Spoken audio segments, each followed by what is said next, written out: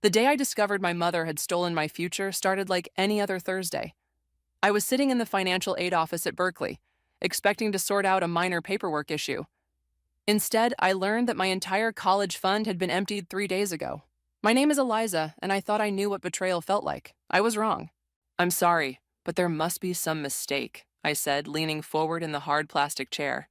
That account was set up when I was born. My grandparents left that money specifically for my education. The financial aid officer, her nameplate read Ms. Thompson, gave me that practiced look of sympathy I'd come to hate. The withdrawal was authorized by the primary account holder, your mother. Everything appears to be in order legally. My phone buzzed.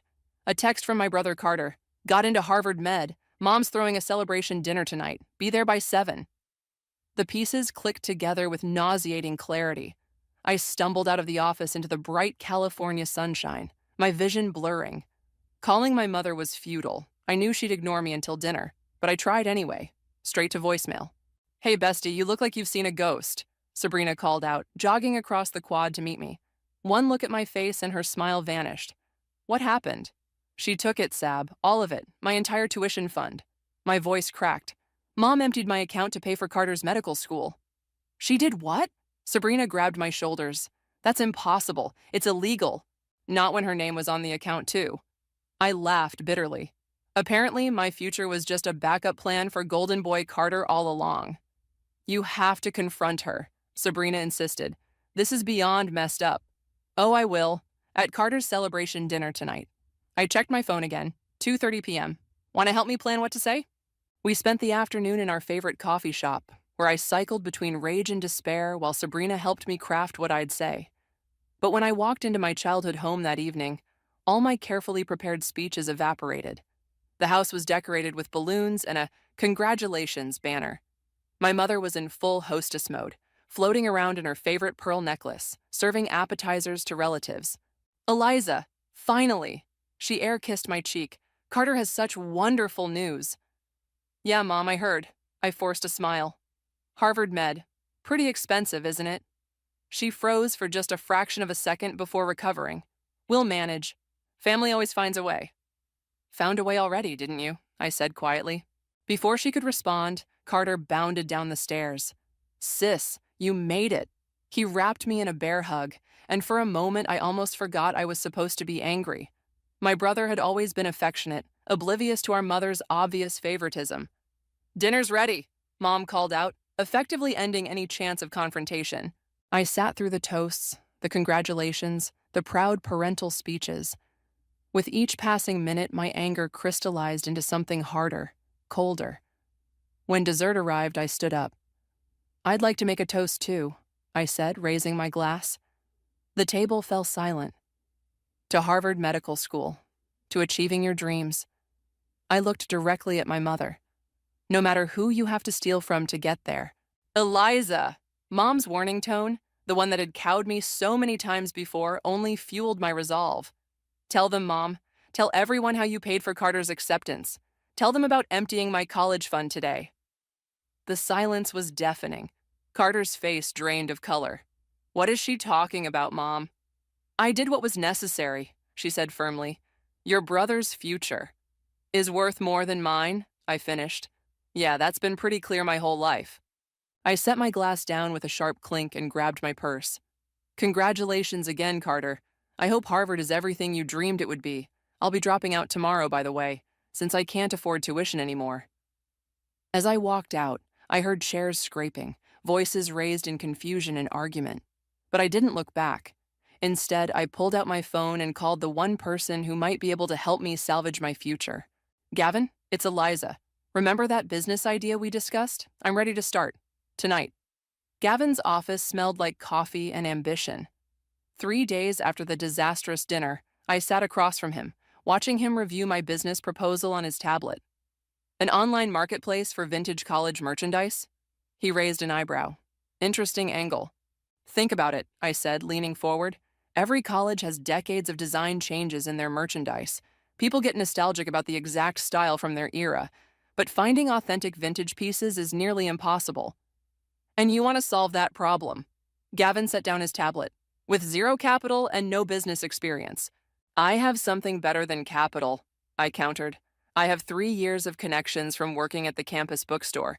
I know every collector, every supplier, and every trend in college merchandise. Sabrina burst into the office, arms full of shopping bags. Sorry I'm late, but I got them. 5 different decades of Berkeley sweaters, all authentic. I pulled out the 1985 sweater, holding it up. This sold for $15 new. Today, collectors will pay $300 for it. And that's just Berkeley. Imagine having every major university's vintage merchandise in one place. Gavin's expression shifted from skeptical to intrigued. Show me the numbers. For the next hour, we laid out spreadsheets, market research, and a detailed business plan. When we finished, Gavin stood up and walked to his window, hands clasped behind his back. You'll need a website, authentication processes, storage space. He turned around. I can help with that, but you'll have to drop out of college. This needs your full attention. Already done, I said quietly. As of yesterday, I'm officially withdrawn from Berkeley. Your mother called me, he said suddenly. Wanted me to talk you out of leaving school. My stomach clenched. And? I told her I don't work for free. She didn't appreciate that. He smiled slightly. Look, Eliza, what happened to you was wrong. But revenge won't build a successful business. Are you doing this for the right reasons? I'm doing this because I have no choice, I shot back. But I'm also doing it because it's a damn good idea. It is, he agreed, which is why I'm investing $50,000 for a 20% stake. Sabrina squealed and hugged me. I sat there, stunned. One condition, he added. You work here in my office where I can mentor you directly. Deal? Deal, I managed to say through my shock. The next few weeks were a blur of activity.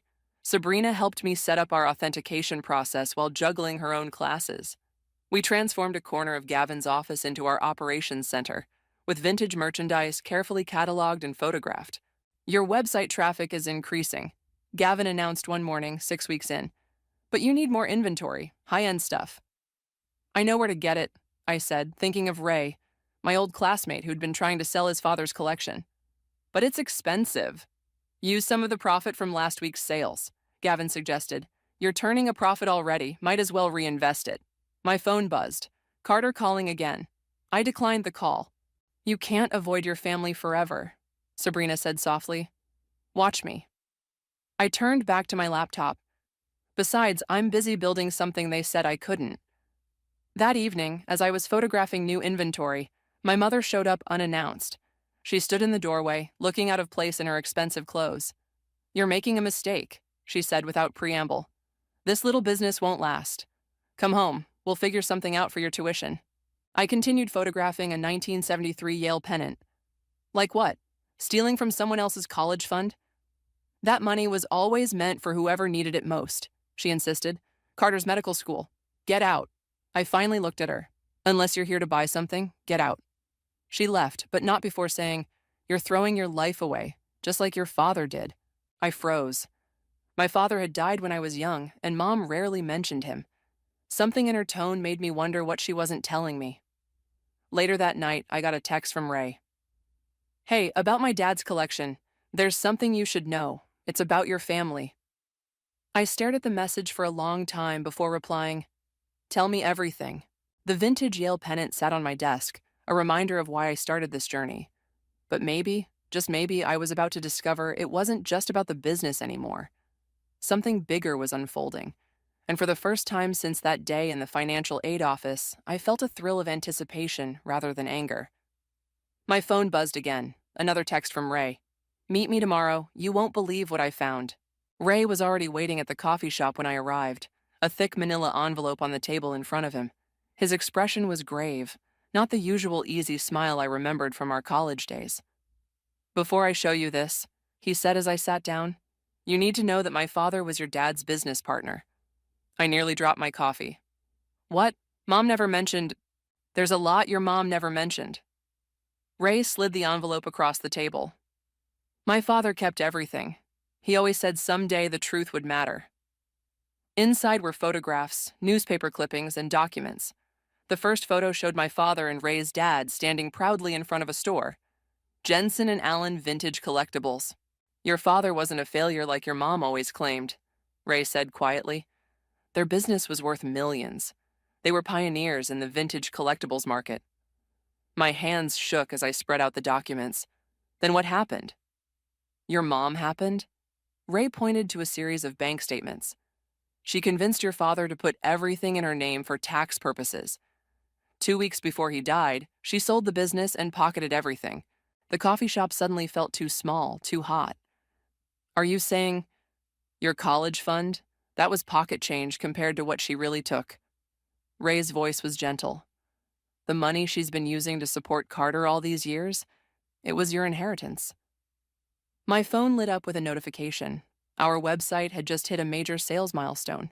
The irony wasn't lost on me. Does Carter know? I asked. No way, he was too young to remember any of this. Ray gathered the documents back into the envelope.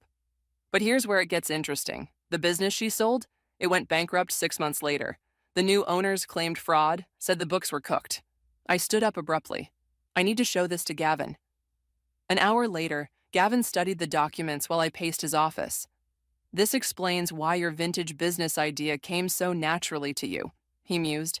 It's literally in your blood. We have to go public with this, Sabrina insisted, but Gavin shook his head. Not yet. First, we need to build something bigger than your mother ever imagined. He looked at me intently. How would you like to buy back your father's original store location? My heart skipped. It's for sale? Better. It's in foreclosure. The current owner's underwater, and I know the bank holding the note. He smiled. Imagine the poetry. Your new company operating from the same building where your father started. Before I could respond, my phone rang. Carter. Sis, we need to talk, he said when I answered. I'm having doubts about medical school. The pressure from Mom, the expectations. I don't think it's what I really want. Meet me at Gavin's office, I said. There's something you need to see. Carter arrived looking exhausted, nothing like the golden boy from the celebration dinner. When I showed him the documents, he sat in stunned silence. All those years, he finally said, she made it sound like Dad was a dreamer who couldn't provide for his family. But she was the one who... He couldn't finish. The question is, Gavin interjected, what are you going to do about it? I looked at the website analytics on my screen. We'd just had our biggest sales day ever. I'm going to build something bigger than she ever dreamed possible. And Carter? I turned to my brother. If you want out of medical school, I could use help running this business. Mom will lose it, Carter warned, but he was already smiling. Mom lost it all years ago, I replied. She just doesn't know it yet. That evening, as I was leaving the office, I got a text from an unknown number. It was a photo of my mother having dinner with someone I recognized, the lawyer who'd handled the sale of my father's business 20 years ago. Thought you should know, Ray's message followed. They've been meeting regularly. Something's up. I forwarded the photo to Gavin with a simple message. Time to accelerate our plans? His response came immediately. Tomorrow, 8 a.m. Bring Carter. We're buying that building. I drove home past my father's old store location. The building was dark, abandoned, but I could almost see it as it was in that old photograph. Bright, alive, full of promise. Soon it would be again, but this time, no one would be able to steal it away. My phone buzzed with another text from my mother. Family dinner Sunday. Non-negotiable. We need to discuss your future. I smiled as I typed my response. You're right. We absolutely do. The asking price is $2 million, Gavin announced, spreading the building plans across his desk.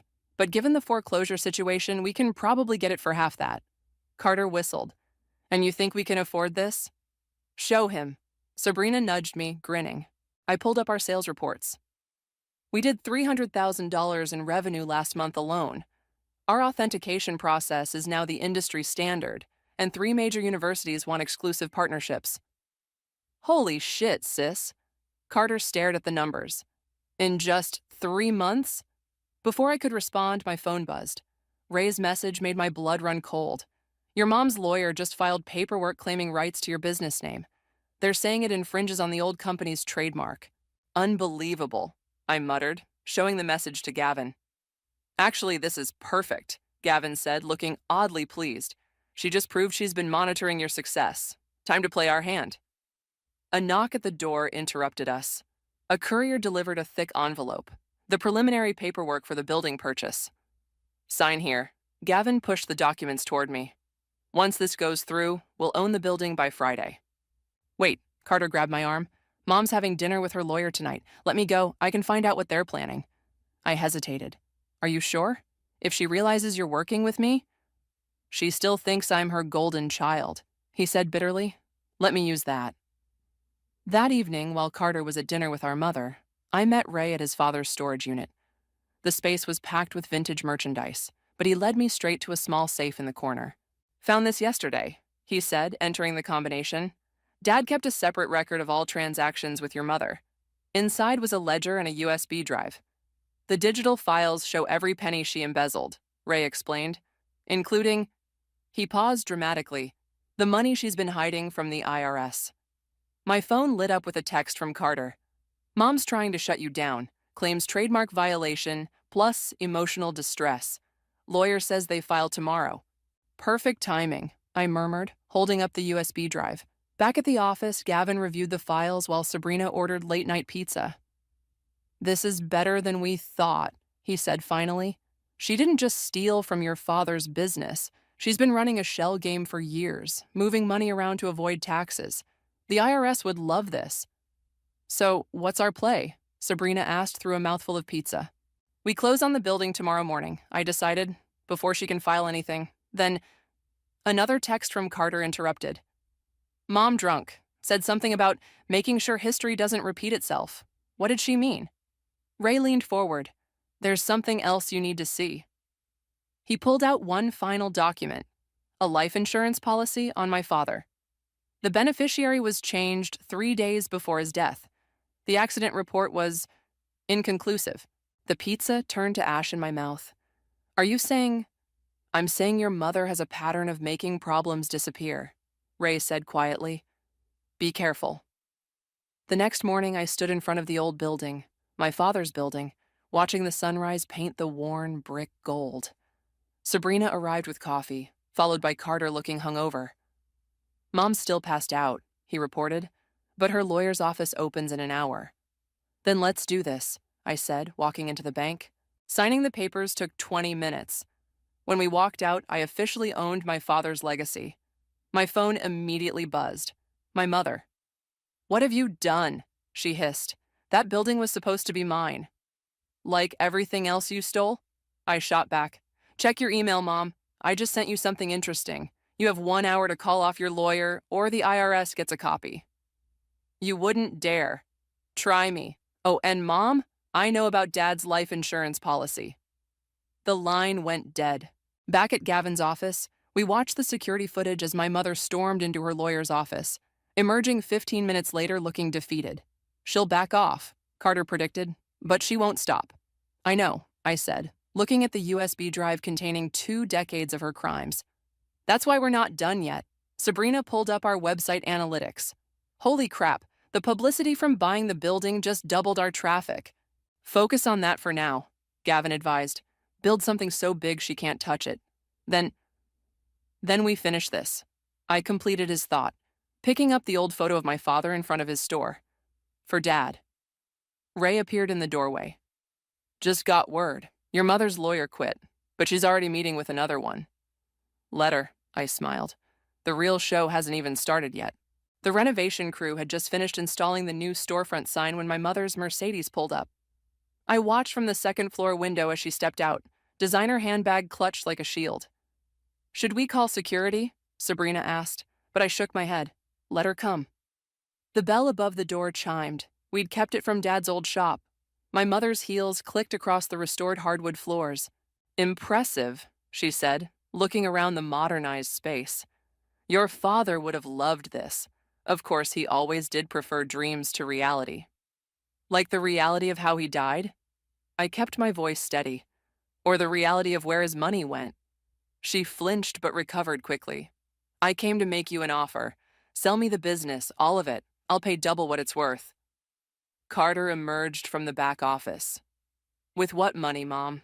The inheritance you stole from us? She hadn't expected to see him here. Carter? What are you... You should be at medical school. I withdrew, he said. Turns out I prefer working with my sister to living your dreams. Mom's face hardened. Everything I did was for this family. Really? I pulled out Ray's ledger. Like changing Dad's life insurance policy right before his accident? The color drained from her face. You don't understand. Mrs. Jensen? A man in a suit appeared at the door. I'm Agent Morris, IRS Criminal Investigation Division. We'd like to ask you some questions. I hadn't called them. By the look on Ray's face as he came down the stairs, he had. This isn't over. Mom hissed as the agent led her outside. Actually, it is, Gavin said, emerging from his office. Your daughter's company just signed exclusive contracts with 12 major universities. She's now worth more than you ever were. After she left with the IRS agent, Carter slumped against the counter. What happens now? Now? I gestured to the boxes of vintage merchandise waiting to be authenticated. We work. The next few weeks were a blur of activity. Our sales doubled, then tripled. We hired staff, expanded our warehouse space, and launched a mobile app for collectors. Your mother's assets have been frozen, Ray reported one morning. The IRS found irregularities going back decades. I was about to respond when Sabrina burst in. You need to see this. She thrust her phone at me. It was a local news article. The headline made my stomach drop.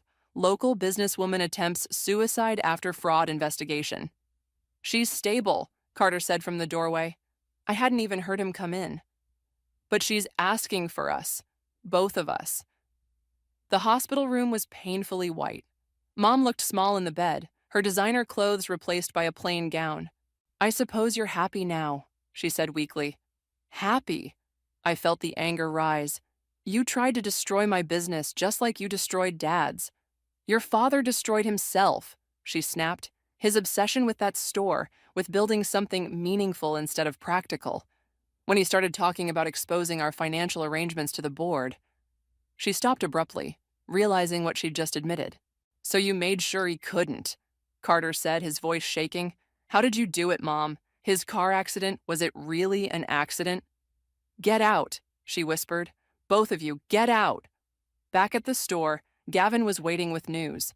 The IRS wants to make a deal. They'll reduce the charges if she cooperates fully. No deals, I said firmly. She needs to face everything she's done. That evening, as I locked up the store, I noticed a familiar car across the street. Ray's father, now recovered from his stroke, sat in the passenger seat. He wanted to see the store one last time, Ray explained. Dad, show her what you brought. The old man handed me a yellowed envelope. Inside was a letter from my father, dated the day before he died. Dear Eliza, it began, if you're reading this, something has gone wrong. Your mother's schemes run deeper than I imagined. But remember, a business is more than money. It's a legacy. And someday, you'll build something greater than I ever could. My phone buzzed. A text from Carter. Mom's lawyer called. She wants to confess. Everything. I looked up at the store sign, glowing softly in the dusk. Jensen and Allen Vintage Collections. A legacy reborn. Dad was right, I said to Ray. This was never about the money. No, he agreed. It was about justice. Another text came through, this time from Sabrina. You need to see tomorrow's sales projections. We're about to hit 8 figures. I smiled, tucking my father's letter safely away. The truth was finally coming out. My business was thriving, and for the first time in years, I felt truly free. But something told me my mother had one last card to play. Your mother wants to meet, Gavin announced, setting his phone down. Her lawyer says she's ready to tell you everything, about your father, the business, all of it. I looked up from the vintage Yale sweater I was authenticating. Why now? Because of this. Ray walked in, waving a document. The DA's office is considering upgrading the charges. They found new evidence about your father's accident. My hands shook as I read the report. Brake lines? Deliberately cut? They're reopening the case as a potential homicide, Ray confirmed. Mom's trying to get ahead of it. Carter burst through the door, out of breath. She's selling the house, already has a buyer. Of course she is, I muttered. Liquidating assets before the trial. Sabrina, who'd been quietly monitoring our online sales, suddenly spoke up. Guys, someone just tried to hack our authentication database. They were looking for something specific, all records related to merchandise from 1995. The year Dad died, Carter said. I grabbed my keys. Ray, come with me to the storage unit. The rest of you, keep the business running. Something's not adding up. At the storage unit, Ray's father was already waiting, looking frail but determined. He pointed to a dusty box in the corner. Your father's personal collection, he explained. He kept records of everything, especially in those last months. Inside, we found a journal and dozens of Polaroid photos. One caught my eye. Dad standing next to a display case full of rare college pennants, including one that made my blood run cold. That's impossible, I whispered. That exact pennant was sold through our website last week for $50,000. Ray's father grabbed the photo. This collection was supposed to be destroyed in the fire. What fire? The warehouse fire, 2 days after your father died. Insurance paid out millions. Your mother claimed all the vintage stock was lost. My phone rang. Gavin, your mother's at the store. She's demanding to see you. Keep her there, I said. I'm bringing proof of another fraud. When we arrived, Mom was sitting in my office like she owned it. Her hospital gown had been replaced by her usual designer outfit, but her eyes were different, desperate. Going somewhere? I asked, noting her packed suitcase by the door. Selling the house was my choice, she said defensively. I need a fresh start. Like the fresh start you got after killing Dad? She flinched. You don't understand. The business was failing. He was going to expose everything, ruin us all. I had to protect our future. By cutting his brake lines? Carter's voice cracked. By burning down a warehouse full of evidence? That warehouse fire paid for your entire childhood, she snapped. Your education, your lifestyle. But the merchandise wasn't destroyed, was it? I held up the Polaroid. You moved it first. You've been selling pieces of Dad's collection slowly for years. Her face went blank. How did you... The pennant that sold last week, it's in this photo, with Dad, from 1995. I leaned forward. The same collection you claimed burned. Insurance fraud on top of everything else? You have no proof, she said, but her hands were shaking. Actually, Ray stepped forward. We do. My father kept copies of everything, including the real inventory list from the warehouse, dated after the fire. Mom stood up so quickly her chair toppled. This is why I had to do it. You're just like him, digging up the past, threatening everything I built. You built? I laughed. You stole. From Dad, from us, from the insurance company. And now you're trying to run before it all catches up to you. Mrs. Jensen? Agent Morris appeared in the doorway, flanked by 2 police officers. We have some additional questions about your husband's death. As they led her away, she turned to me one last time. I saved every penny for you kids. Everything I did was for you. No, Carter said quietly. Everything you did was for yourself. After she was gone, Gavin handed me a document. The DA wants to meet tomorrow. They're offering a deal. If she confesses to everything, including your father's death, they'll recommend a lighter sentence. And the insurance fraud? Ray asked. That's federal. Gavin smiled grimly. No deals there. I looked around the store, at the vintage merchandise displayed exactly as Dad had done it, at the old photos now hanging proudly on the walls, at Carter learning the business from the ground up like I had. She was wrong, you know, Sabrina said softly, about the business failing. Your dad's records show it was thriving. She just wanted control. My phone buzzed, a text from Mom's lawyer. She's ready to confess. Tomorrow, 9 a.m. She says to bring the old photos. All of them. It's a trap, Carter warned. Probably, I agreed, but I'll be ready this time.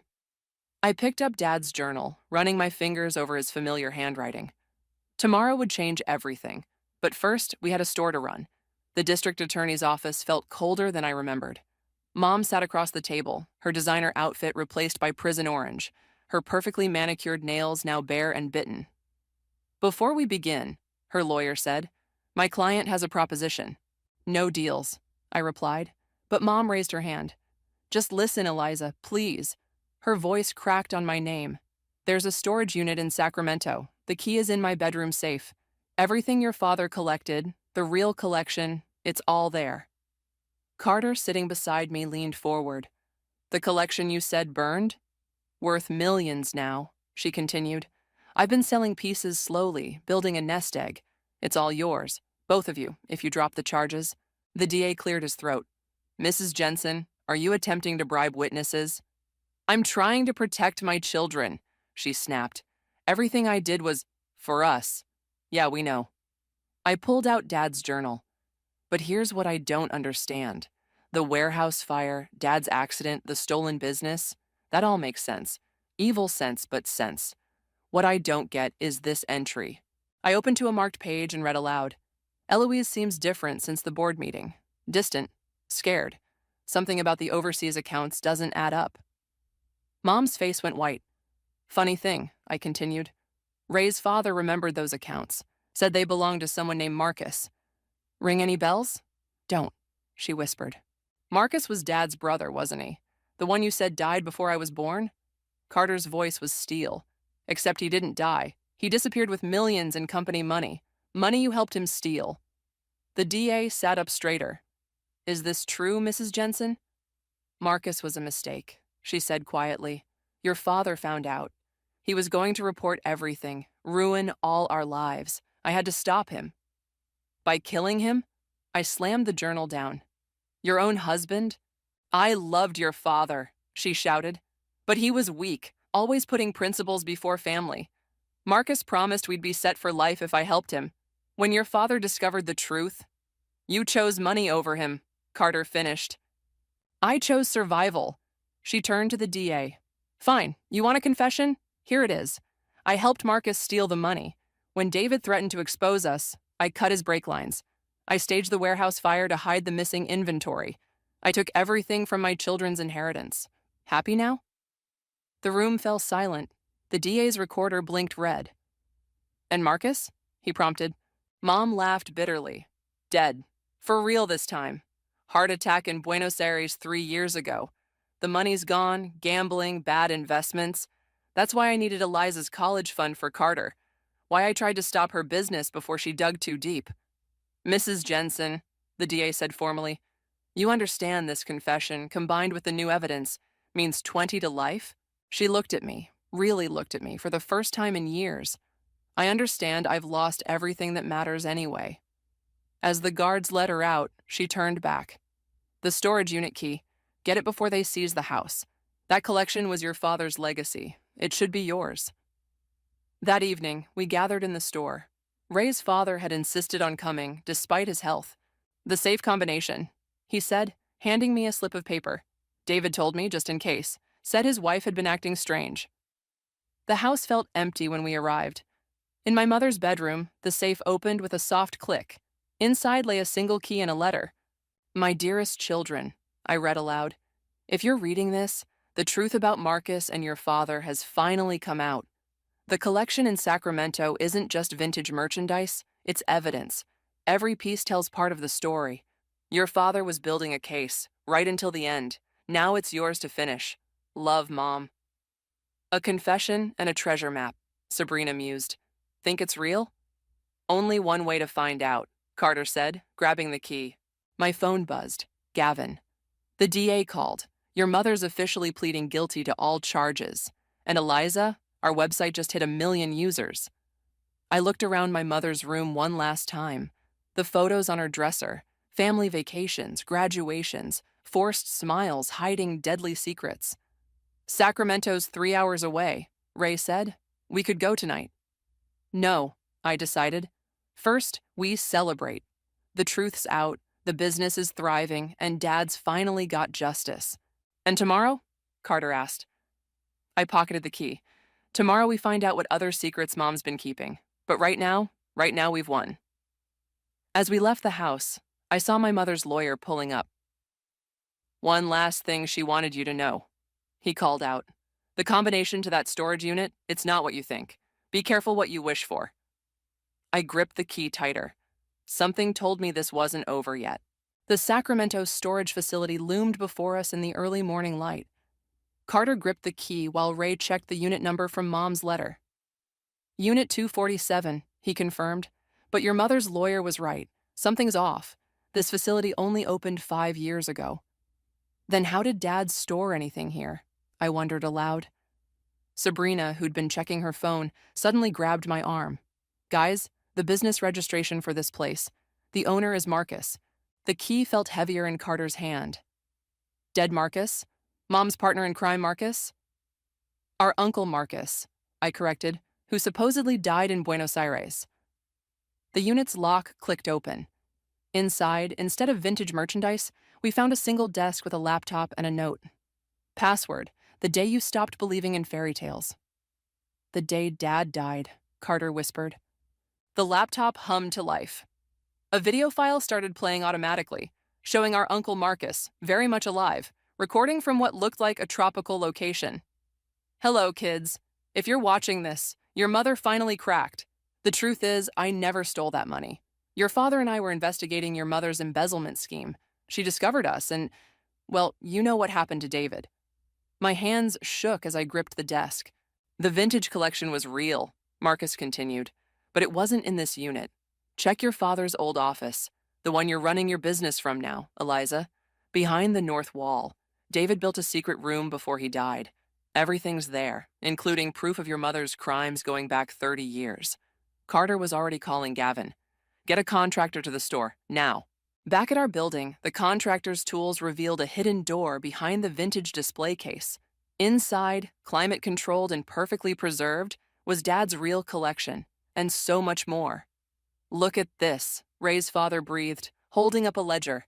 Every transaction, every scheme, every dollar your mother stole. David documented everything. But why didn't Marcus come forward? Sabrina asked. Another video file answered that question. This one from a hidden camera in Dad's office the day he died. Mom's voice came through clearly. If anything happens to me, Marcus, my friends in Buenos Aires will ensure you actually do die this time. She was blackmailing him, Carter realized, forcing him to play dead while she controlled everything. My phone rang, an international number. Hello, Eliza? Marcus's voice was older than in the video, but unmistakable. Found my little time capsule, did you?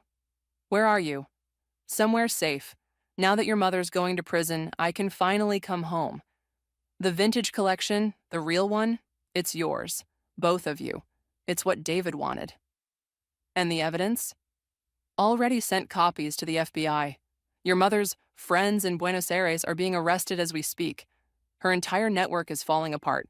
After hanging up, I walked through the hidden room, touching each carefully preserved piece. Dad's collection, his real legacy, had been here all along, right behind my office wall. Eliza, Gavin called from the main room. You need to see this. The store was filled with reporters.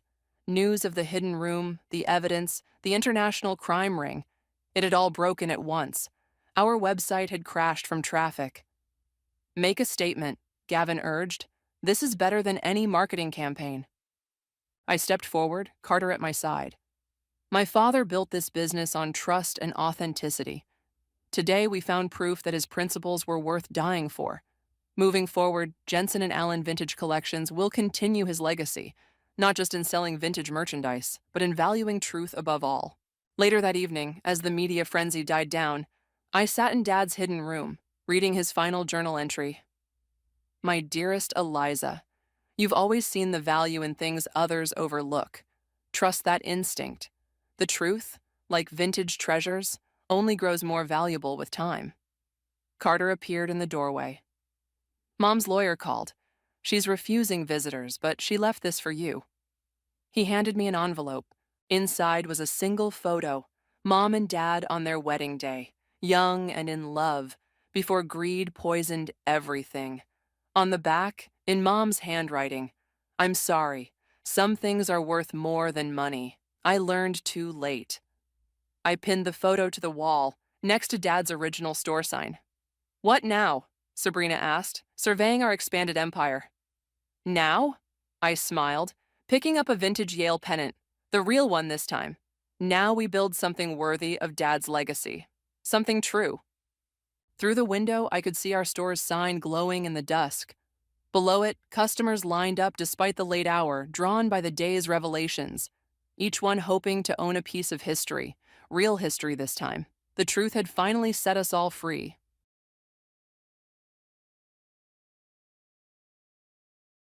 After finishing my Instagram post, I let out a deep sigh. On the screen was a picture of our family of three smiling in front of our home in Mission Ridge. The photo showed my husband James lifting our daughter Amy high in the air, with the Spanish colonial revival-style mansion's white walls bathed in sunset light as the backdrop. I stood beside them, watching their interaction with a gentle smile. The perfect shot. The likes had already surpassed 300. Family time, perfect family, happy family. As I added these hashtags, I felt conflicted. Linda, Amy's crying again, my husband's irritated voice echoed from upstairs. I hastily put down my smartphone and rushed up the stairs. The hallway leading to the master bedroom was filled with the organic aroma we'd bought from Whole Foods Market. Amy was crying on the bed, clutching tightly to her white rabbit stuffed animal, Bunny. Her night crying had increased lately.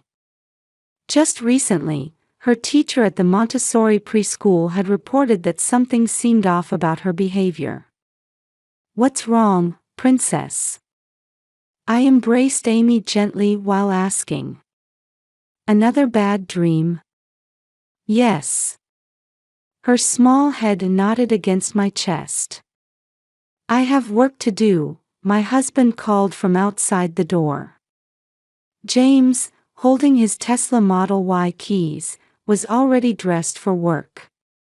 His usual navy suit exuded the authority of a senior manager at the local branch office on State Street. An annual income of $120,000.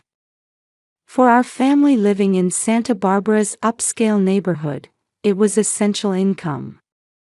I myself earn $80,000 as an event planner at the Ritz-Carlton Baccarat. Even so, the rent for this house is $4,000 per month. Considering living expenses, both of us working was a natural choice. 5 years ago, when we first met at a corporate party at the hotel, I was drawn to James's sincere personality and dedicated approach to his career. After dating for a year, we got married. Our honeymoon memories in Hawaii still remain on Instagram with the hashtag #PerfectHoneymoon. Then 2 years later, Amy descended into our lives. A perfect life. At least, that's how it should appear on social media. "Well, I'm off," James's voice came from the entrance. Recently, he'd been coming home later and later. He explained it was because work had increased at their branch office of the Silicon Valley tech company, but feeling Amy's small body temperature against me, I became lost in thought. Before marriage, I was a career woman through and through. Even now I continue working, but it's clearly different from before. Housework and childcare have basically become my responsibility. On holidays, we spend time at nearby Butterfly Beach and go shopping at the mall. On Sundays, we attend service at Trinity Episcopal Church. On the surface, it's the very picture of an ideal young family's daily life. Perhaps my over 2,000 Instagram followers are proof of that. But lately, I've been feeling increasingly uneasy. My husband comes home later, and with Amy's night crying, conversation between us as a couple has decreased. Above all, I'm worried about Amy's condition. My usually bright and energetic daughter seems to be carrying some anxiety. "Hey, Amy," I gently stroked her head.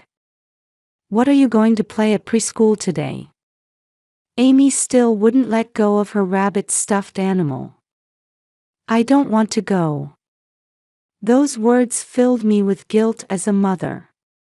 Balancing work and childcare. While pursuing ideals, was I losing sight of what's most important? Outside the window, the bells of Mission Santa Barbara broke the morning silence. The white-walled church watches over this city daily as its landmark.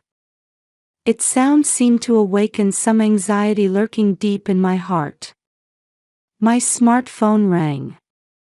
I thought it was a message from James, but it wasn't. It was from the preschool. Good morning. As we mentioned yesterday, we're concerned about Amy's condition. Were you able to take her temperature this morning? The message was from 10 minutes ago. James should handle it.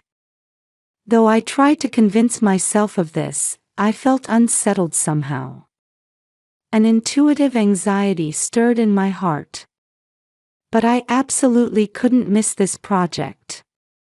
The client had specifically requested my portfolio. The sky was gradually brightening. In the distance, I could see the Los Angeles-bound flight moving from the parking area to the runway. In the morning mist, the airplane's silhouette became increasingly clear. While heading to the check-in counter, I checked my phone again. I couldn't help worrying about Amy. But there were no messages from James. He'll be fine, I told myself. In the 5 years since our marriage, he'd never made any major mistakes with childcare. Rather, on social media, he was praised as the best dad, an exemplary father. Still, I was worried. His expression before heading to the bathroom this morning seemed somehow different from usual. Instead of his usual warm smile, he seemed irritated about something. Maybe it was just my imagination. Maybe it was because it was so early in the morning. On my way to the boarding gate, I stopped at the airport Starbucks. As usual, I ordered organic green tea. On the shelf beside the register were the pastries that Amy loves. I decided to buy some on my way back. Boarding will begin in 15 minutes, the announcement echoed through the terminal. As I hurried along, I let out a deep sigh. At that time, I had no way of knowing that this Los Angeles business trip would drastically change our family's destiny. The Santa Barbara cityscape passed slowly by the taxi window. At 7 p.m., the bells of Mission Santa Barbara were ringing in the distance. The meeting had gone well. The $2 million wedding plan had been approved, and I'd gained the client's trust. The drive home should have been filled with joy. And yet, somehow I felt unsettled. Entering the upscale Mission Ridge neighborhood, the usual peaceful streetscape spread before me. Well-maintained front yards, neatly lined street trees. But as we approached our house, my sense of unease grew stronger. "This is fine here," I said. Getting out of the taxi, I looked up at the white-walled house. All the windows were dark. Even the porch light was off. "Amy? James?" I turned the key and opened the front door. No response. While taking off my shoes, I checked my smartphone. No messages, no missed calls, nothing. "Is anyone here?" Entering the living room, there was a strange atmosphere. Despite the afternoon sunlight still lingering inside, an odd darkness seemed to dominate. The usual sound of the TV, Amy's laughter, nothing could be heard. "James? Amy?" My voice was slightly trembling.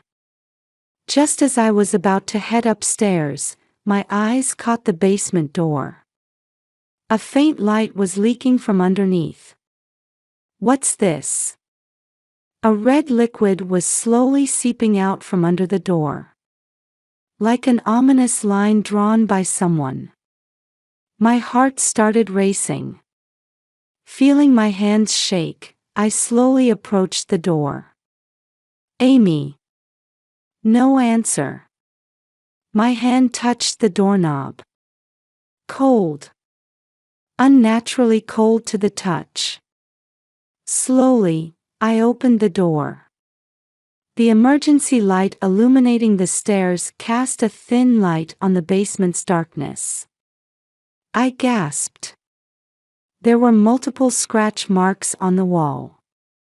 Marks of small hands desperately scratching the wall. As if someone had desperately sought help. Amy! Where are you? My voice cracked. Down one step, then another. My feet were unsteady. Broken red wine bottles scattered on the floor. Next to them, Amy's precious bunny lay tragically discarded. The white rabbit stuffed animal was stained with red wine. No, this can't be. I collapsed to my knees.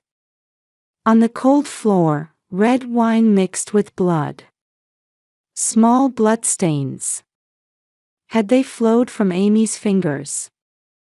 The scratch marks continued along the wall. From the dark stairs to the depths of the basement, traces of desperation were etched. Amy!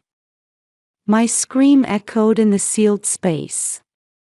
Just then, my smartphone rang. An unknown number displayed on the screen.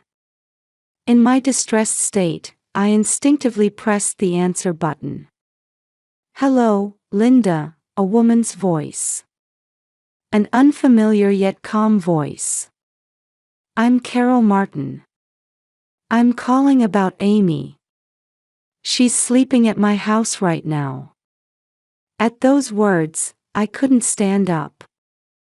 Relief and confusion washed over me simultaneously. Is Amy safe? Yes. She had some minor injuries to her fingers, but they've already been treated. She's safe now. But, why, who are you? Words failed me. My mind went blank. I'll explain everything later. For now, please be assured. Carol's voice had a strange persuasiveness. Like a longtime friend. Could you come to my house? For Amy's sake. I nodded. Even though she couldn't see me through the phone. Looking up at the stairs again, the scratch marks looked increasingly vivid in the darkness. What exactly happened in this basement? Where was my husband?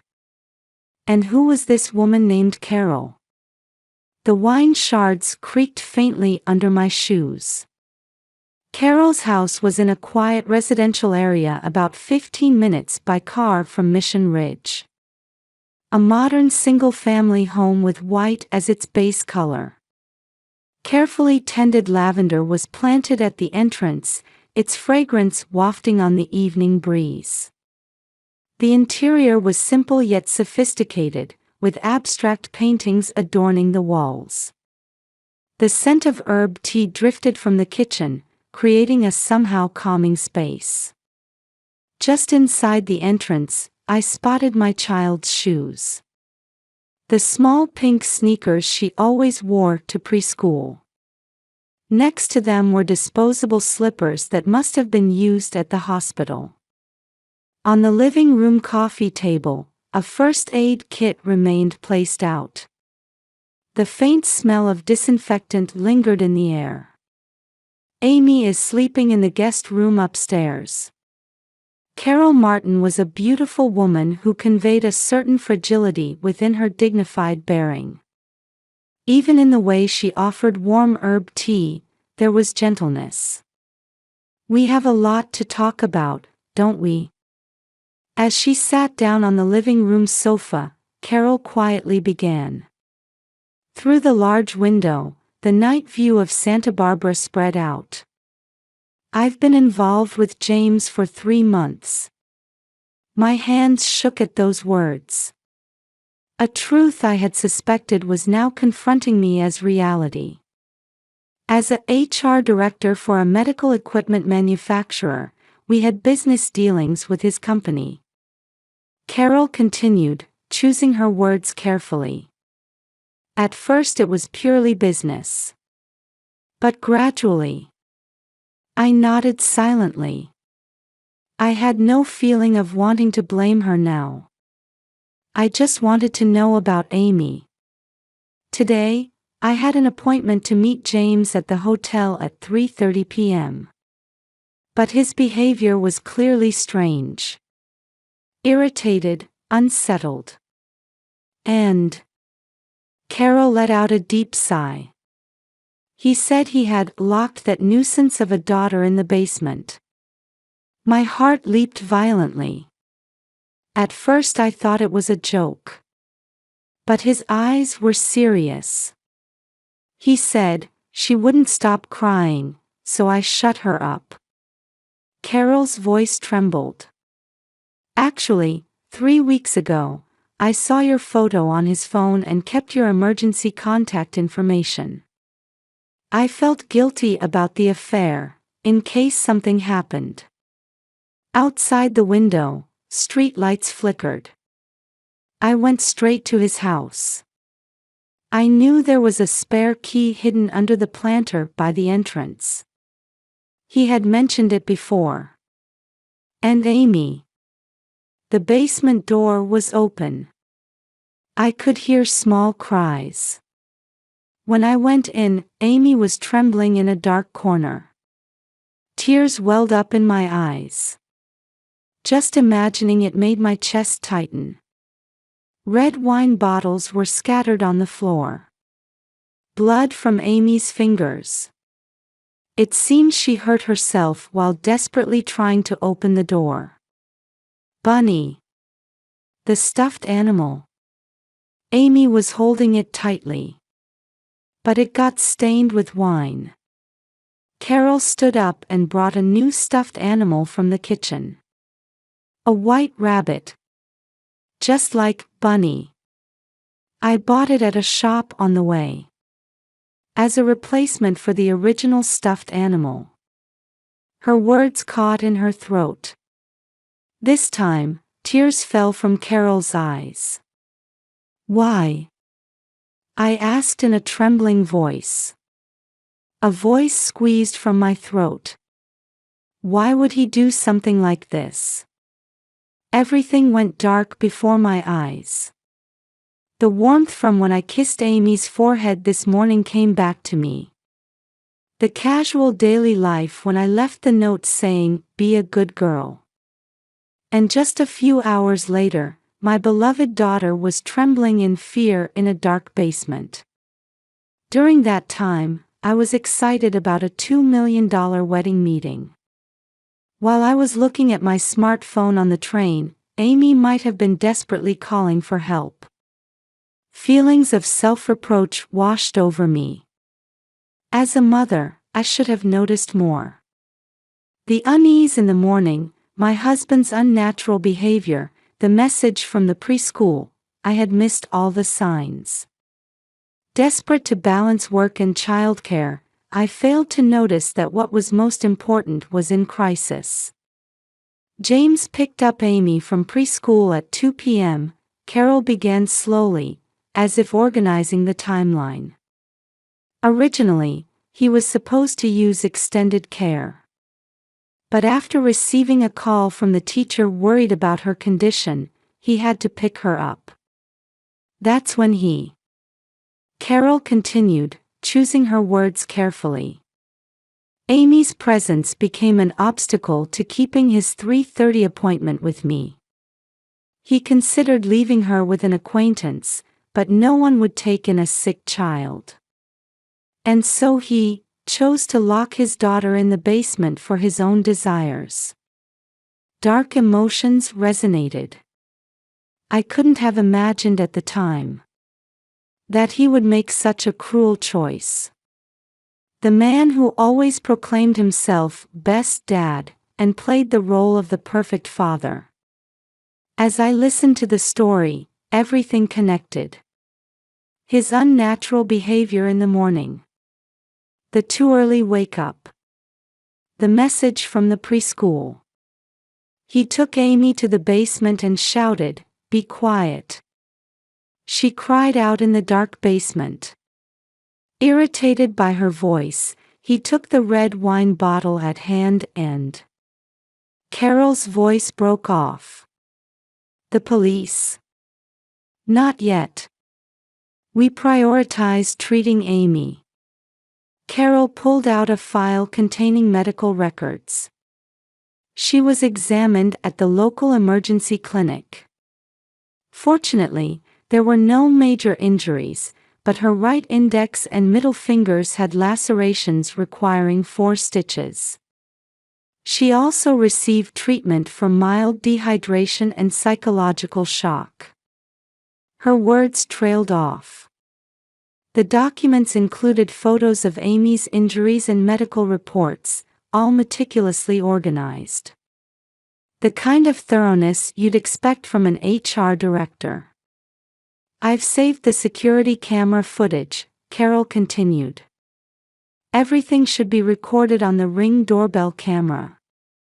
The footage from 2 p.m. to 4 p.m. From when James brought Amy home, to the basement, until I rescued her. The clock showed 9 p.m. Outside the window, the full moon shone quietly. Linda, Carol looked at me with a sincere expression. I bear responsibility too. I know it's unforgivable. But for Amy's sake, what we can do from now on. At that moment, a small sound came from upstairs. Someone moving. Then, the sound of small footsteps coming down the stairs. My heart raced. The guest room door opening. A faint creak from the hallway. In that space prepared as Amy's room, a night light that Carol must have hurriedly bought cast a gentle glow. On the bed, several cushions were arranged so she could feel secure in an unfamiliar place. Mama. Amy's voice. Like being pulled back to reality. I stood up and ran up the stairs. There was my beloved daughter, clutching the new bunny. Small bandages were wrapped around her fingers. Mama. I held her tight, so tight. Warm. A real presence. Alive. Outside the window, the bells of Mission Santa Barbara rang in the distance. As the night deepened, Amy woke again from a nightmare. This was one of the symptoms the psychological counselor had predicted. Mama. She calls in a small voice. It's okay, I rushed to her immediately. There's no basement here. Really, Daddy won't come. No, I nod. And Aunt Carol is nearby too, right? So you're safe. The reunion with James in court was surprisingly anticlimactic. My former husband had become thin, like a different person. Amy, Daddy is. I cut him off. That's enough. The verdict was as expected. I was granted full custody, and James was issued a restraining order. 4 years in prison. Carol's testimony played a decisive role. The morning at Santa Barbara coast always begins with the sea breeze. Amy, are you ready? I call from the living room. Just a minute. A cheerful voice echoes from our corner unit on the 6th floor. Thanks to therapy, Amy was gradually regaining her natural brightness. At her new preschool, she started making friends actively. Bunny is still her best friend, but she's gained more playmates too. It's picnic day today, right? Carol appears with shopping bags. True to her word, she moved into the neighborhood. Saturday picnics at Butterfly Beach had become our new tradition. Work at the Ritz-Carlton Baccarat is going well. That $2 million wedding was a huge success, and I got my promotion. But now, I'm careful about maintaining a balance between work and family. My Instagram followers have decreased dramatically. I no longer post perfect family photos. Instead, I save Amy's smiles and our everyday moments just for ourselves. Mama, look. Amy comes to show off her new swimsuit. It matches Bunny's color. Indeed, the white swimsuit matched the color of the new Bunny. The old Bunny remains in police custody as evidence, along with the memories of that day. Amy's recovery is progressing well. We always receive positive evaluations during our regular sessions with the psychological counselor. However, complete recovery will still take time. Sometimes, Amy still dreams about the basement. But whenever she wakes up, either I or Carol is always by her side. The fear of darkness is gradually fading. The house in Mission Ridge has already been sold. I heard a new family lives there now.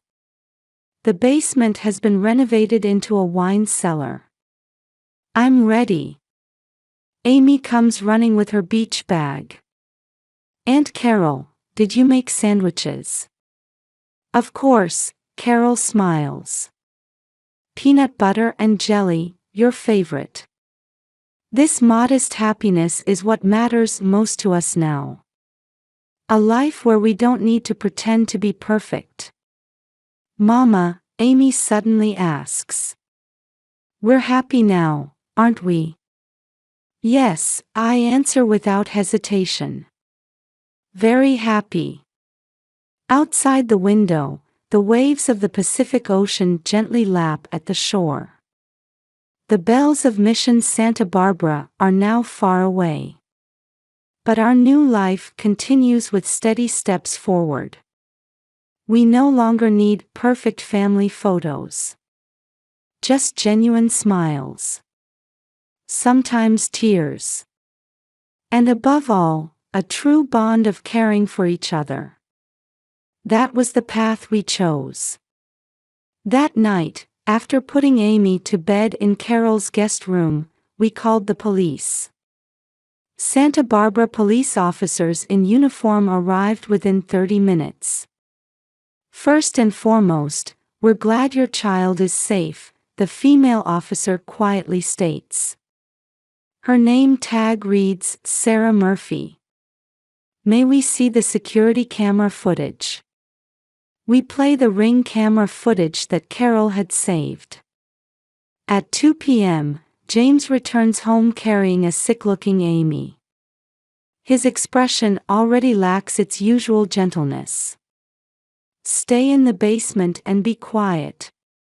The security camera captured even his fierce expression at that moment. Next comes footage of him heading to the basement with a wine bottle. And hours later, the scene of Carol rescuing Amy. This is clearly child abuse, Officer Murphy determines immediately. An arrest warrant will be issued right away. Several hours later, James was arrested at his workplace. In the Santa Barbara police station interrogation room, his expression had completely changed. Why? He pounds the table. Why were you at my house? He glares at Carol. I recommend you exercise your right to remain silent, the interrogator calmly states. I have rights. It's my house. Amy is my daughter. At his voice, I shudder in the next room.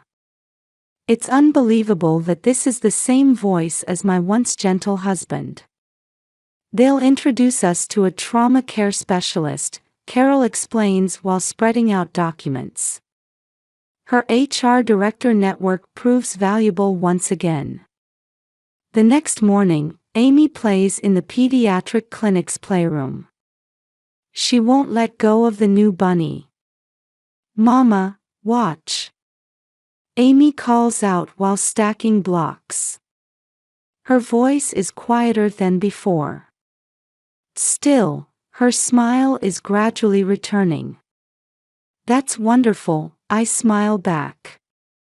What kind of castle are you making? It's not a castle. It's our new home. At those words, Carol and I exchange glances. In the examination room, the child psychologist explains carefully. Just like treating physical wounds, healing the heart takes time. However, Amy shows strong signs of recovery. We can never return to the house in Mission Ridge. Every time we see the basement door, the horror of that day would come back. The scratch marks must still remain on the wall. Look at this, Carol holds out her smartphone. A new apartment on Santa Barbara coast. You can see the ocean. The rent is reasonable too. But I'll be your guarantor. And she hesitates slightly. If you don't mind, I'm thinking of living nearby. I look up in surprise. I know I can never fully make amends. But I want to be there for you and Amy from now on. Outside the window, Amy plays on the playground equipment, carefully holding her new bunny. A few days later, we meet with our legal counsel at the entrance of Trinity Episcopal Church. After Sunday service, we discuss divorce and custody procedures in a quiet room of the church. We have sufficient evidence, the lawyer declares. The security camera footage, medical records, Carol's testimony. You'll almost certainly get custody. Amy was playing in the church garden. Watched over by Carol, she chases butterflies like a child who knows nothing of the basement's horror. Mama! Suddenly, Amy runs up to me. There's no more basement. My chest tightens. That's right, I hold her tight. You'll never have to go into dark places again. Promise. Her small finger seeks a pinky promise. I promise. That weekend, we completed our move to the new home on Santa Barbara coast. A corner unit on the 6th floor with refreshing sea breezes. From the living room, you can see the sunset sinking into the Pacific Ocean. Do you like it? Carol asks Amy. Yes. A bouncy voice we haven't heard in a while. Bunny's happy too. The house in Mission Ridge now seems like a distant past. I've learned the meaning behind seemingly perfect family photos.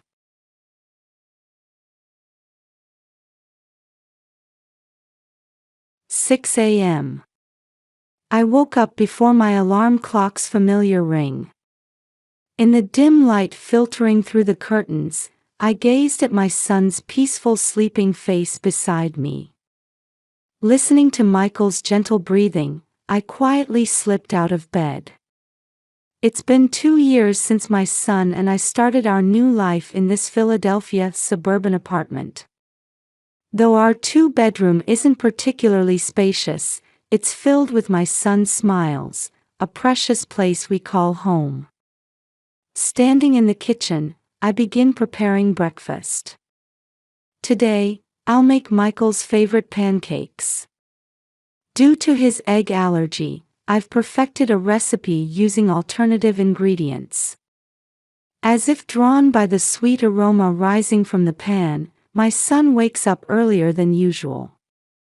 Mom, I smell pancakes. Michael bursts into the kitchen, his light brown hair slightly disheveled and his big blue eyes sparkling with excitement. He's grown so tall for a 5-year-old, now reaching up to my waist. Good morning, Michael. Go wash your hands, sweetie. Our breakfast table features chocolate chip pancakes for him and whole wheat ones for me. Sitting across from each other, we discuss today's plans. This is our precious morning routine. You have soccer class this afternoon, right? Are you excited? Yes. We're having a match today. I'm wearing my dinosaur uniform. Michael's room is filled with dinosaur merchandise. The giant T-Rex plush I gave him for his birthday is still his favorite. At 8 o'clock, my mother Helen arrives. She comes with her gentle smile, carrying a tin of homemade cookies. She's my strongest ally in taking care of Michael, perfectly looking after my grandson using her experience from years of working as an elementary school administrative staff. Have a good day at work, Rebecca. Don't worry about Michael, I've got him. Encouraged by my mother's words, I head to my job at the cosmetics company, Beauty Innovation. As a marketing manager, I handle everything from new product planning to promotion. I arrange my shoulder-length brown hair and put on my glasses that give me an intelligent look. Despite my busy workdays, I never fail to make time for my son. I always return home by 6 in the evening to have dinner together. Reading picture books after bath time remains our unchanging daily routine. On weekends, I try to follow Michael's wishes as much as possible. Saturday mornings begin with special pancakes, followed by playtime at the nearby park. Sundays are for visits to the zoo or science museum, where we always spend extra time at his favorite dinosaur exhibits. This life began after my divorce from Adam was finalized. We met 7 years ago at a mutual friend's wedding party. With his sophisticated appearance and sociable personality, he captured my heart instantly. Our first date was at an upscale restaurant. 6 months later, he proposed at the same restaurant. It felt like a dream. The wedding was a grand affair at a luxury hotel with 100 guests. After our honeymoon, we started our new life in a Manhattan luxury apartment. When Michael was born, Adam was supportive of childcare, and family photos covering an entire wall reflected our happy days. However, as time passed, Adam began coming home later and later, and his infidelity came to light. His spending became reckless, and even couples counseling couldn't improve the situation. Finally, 2 years ago, we divorced. I gained custody, and Adam was granted visitation rights twice a month. Now working as a salesman at a major real estate company, Adam has started a new life with his model fiancée. Though child support payments are irregular, he appears in a suit for his twice-monthly visits, maintaining his gentlemanly demeanor with Michael. Over these 2 years, I've built a new life with my mother's help. Though managing an $1,800 rent on an $80,000 salary isn't easy, I live each day to the fullest for Michael's smile. My meticulous and responsible nature might sometimes seem strict to others, but it's all for my beloved son. On the morning of March 15th, I woke up earlier than usual. I had a 3-day business trip ahead.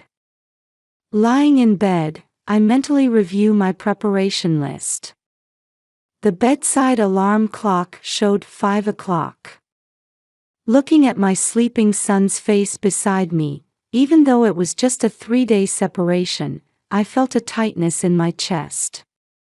Listening to Michael's breathing, I quietly slip out of bed. When I turn on the kitchen fluorescent light, different shadows fill the room than usual. I make the pancakes slightly larger today. Using the egg-free recipe, I prepare Michael's favorite chocolate chip ones. I carefully write out 3 days' worth of meal menus and stick them to the refrigerator: Monday's gratin, Tuesday's hamburger steak, Wednesday's stew. I check each item as I place his regular medication in a special box for Helen. In the living room, I pack my suitcase with necessities. 3 copies of the presentation materials, each in clear folders. Laptop, charger, makeup pouch. I check everything according to my list. My usually meticulous nature shows even more today. Mommy, don't go. Small arms wrap around my waist from behind. When I turn around, Michael is standing there with teary eyes, clutching his beloved T-Rex plush. His small frame in pajamas is trembling. Michael, it's just 3 days. I'll be back very soon. Wait with Grandma, okay? Even at the breakfast table, Michael barely touches his pancakes, which usually disappear in an instant. With his T-Rex plush on his lap, he alternates between looking at my face and looking down. Until Helen arrives, I hug him more times than usual, as if trying to memorize the scent of his soft hair. That night, I was reading our usual dinosaur picture book in Michael's bedroom. The story was Triceratops Parent and Child. Sitting on the bed, I hold my son on my lap. The scent of soap lingers in his damp hair. At the last page, Michael looks up at my face intently. Anxiety floats in his big blue eyes. Mom, let's go to the zoo when you come back. The dinosaur exhibit is new. They say there's a baby Triceratops too. It's a promise. So be a good boy, okay? Listen to what Grandma says. I held him longer than usual before putting him to bed. In the gentle light of the star-shaped lamp casting shadows on the ceiling, I resist the urge to keep watching his sleeping face a little longer and leave the room. The next morning, as departure time approaches, I give Helen detailed instructions. At the kitchen table, we go through each item on my written memo. Mom, his allergy medicine is in this box. 1 pill morning and night. All emergency contacts are on the list, including Dr. Watson's number. Preschool pickup is at 3. Don't worry, Rebecca. Focus on your work. I've got Michael covered. Though reassured by my mother's calm voice, my hands shake slightly as I put on my shoes at the entrance. Michael stands there wearing his dinosaur backpack. I can see his eyes are slightly red. Mom, don't forget my souvenir. I want a dinosaur toy. Michael waves with a smile. My mother and son see me off at the entrance until I get in the taxi. Their figures in the back seat window grow smaller and smaller. That day went smoothly. The presentation preparation proceeded as planned, and the client meeting went well. At night, I could hear Michael's cheerful voice through video chat. He happily tells me about the cookies Grandma made, his eyes sparkling. Even through the screen, my son's smile saves me. The second day, the morning meeting ended without issues. During lunch break, I talked with Michael on the phone and heard about his soccer class. He explains with an excited voice about learning new techniques. But when I tried video chat at night, we couldn't connect, and instead, I got an email from Mom. Michael's already asleep. Though slightly concerned, I decided to trust Mom. On the third day, the final presentation was also successful. With relief, I choose a dinosaur figure as Michael's souvenir at the airport. He'll be so happy when he sees this. However, from early afternoon, I couldn't reach Mom. The phone won't connect no matter how many times I try. Getting worried, I wrap up work early and change to an earlier 5 p.m. flight. As a light rain begins to fall from Philadelphia's night sky, the taxi arrives at my apartment building. While getting out with my heavy suitcase, feeling the fatigue of 3 days, a bizarre scene catches my eye. 3 police cars were parked in front of the building. Red and blue lights cast ominous reflections on the rain-slicked pavement. 6 uniformed officers wait with a serious demeanor. Neighbors peer anxiously from their windows, creating a nightmare-like scene. Rebecca Williams. As I turn around, a middle-aged officer approaches. Suddenly, cold metal touches my wrists. A clicking sound instantly changes my world. You're under arrest. The charge is the murder of your son, Michael Williams. All time stops within me. I can't breathe. My mind goes blank. That's impossible. My son is at my mother's house. At my words, the officers pause momentarily. In the light rain, the police cars' red and blue lights cast an eerie glow on the pavement. Could you please provide your mother's address? With a trembling voice, I give them my mother's address and phone number. A female officer begins making radio contact. From the apartment windows, I can see the shadows of residents watching with curiosity.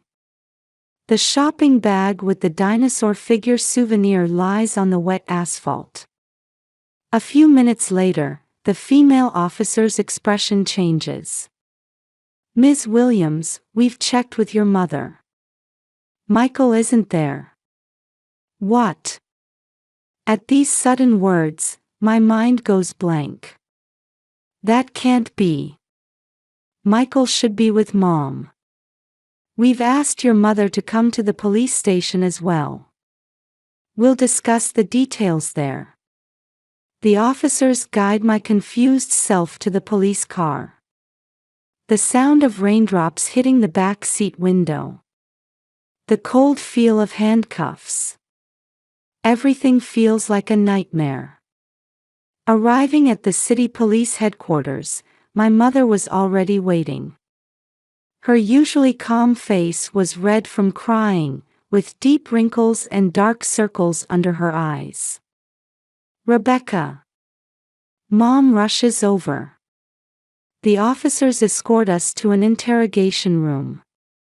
Metal table and chairs dimly gleam under fluorescent lights in the narrow room. The wall clock points to midnight. Only the ticking of the second hand echoes in the heavy air. Tell us everything. What happened? A middle-aged male detective and a female detective in her 40s sit across from us. Mom's shoulders begin to shake. Thursday morning, Adam came to the house. Said he had a surprise for Michael. Something about special plans for the weekend visitation. Mom's voice trembles. My heart begins to pound violently. He was his usual gentlemanly self, properly dressed in a suit. Michael was so happy. I trusted him. What time was this? 10 a.m. He promised to return in 2 hours. Michael wore his dinosaur backpack, looking so happy. He said, "It's a secret from Mommy," with a smile. Mom's voice breaks with tears. A dull pain shoots through my chest. But they didn't come back. The phone stopped working. I couldn't tell Rebecca, because she had important work. Friday morning, I finally reported it to the police. But the security camera footage, just that part was erased. Mom. I grip my mother's hands. The warm touch only heightens the cruelty of reality. At that moment, the room's door opens, and the female detective enters with an evidence envelope. Mom's face turns even paler. These are the child's clothes found at the scene, with blood stains. What was taken from the envelope was undoubtedly Michael's clothes. The same ones he wore to soccer class on Wednesday. A blue t-shirt with a dinosaur patch. My eyes fix on the part said to have blood stains. Here are the DNA test results. The blood type matches the victim's. More evidence items are presented one after another. Security camera footage was also prepared, but as Mom said, crucial parts were missing. The room begins to spin. Nausea rises. I would never kill. Michael is my everything. My voice shakes. Tears won't stop. I cover my pale, fatigued face with both hands, but there's no escaping reality. The cold air of the interrogation room envelopes my entire body.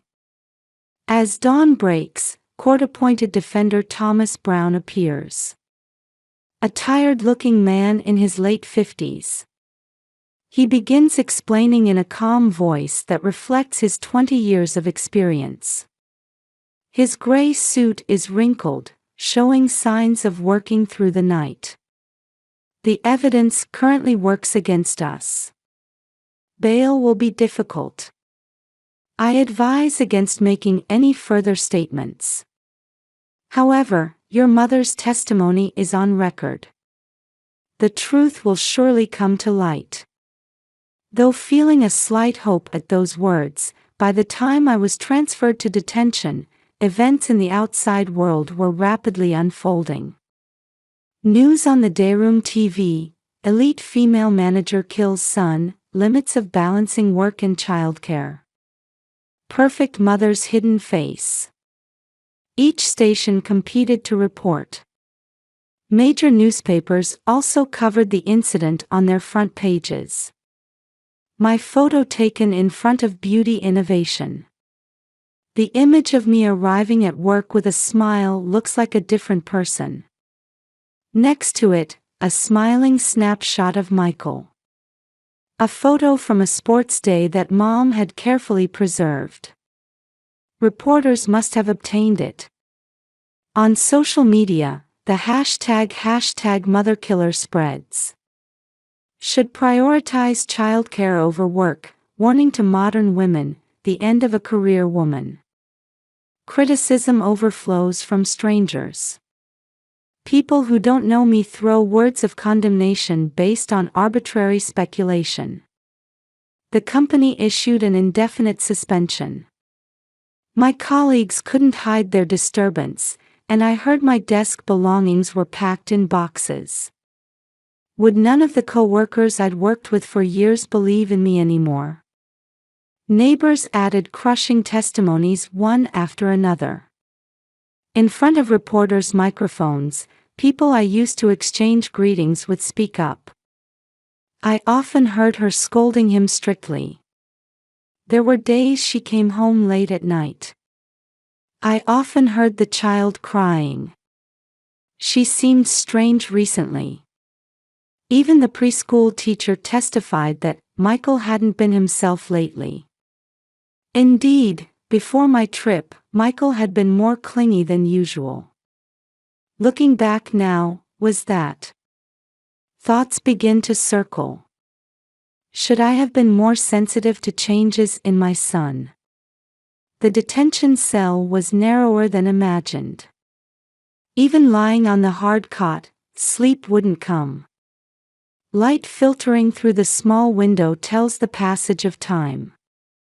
But even that light feels cold. During time spent in the cell, I repeatedly look at the photos of my son that were brought in.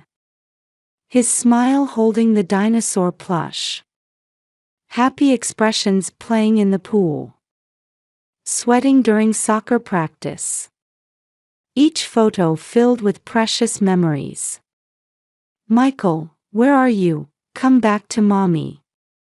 Questions disappear into the darkness.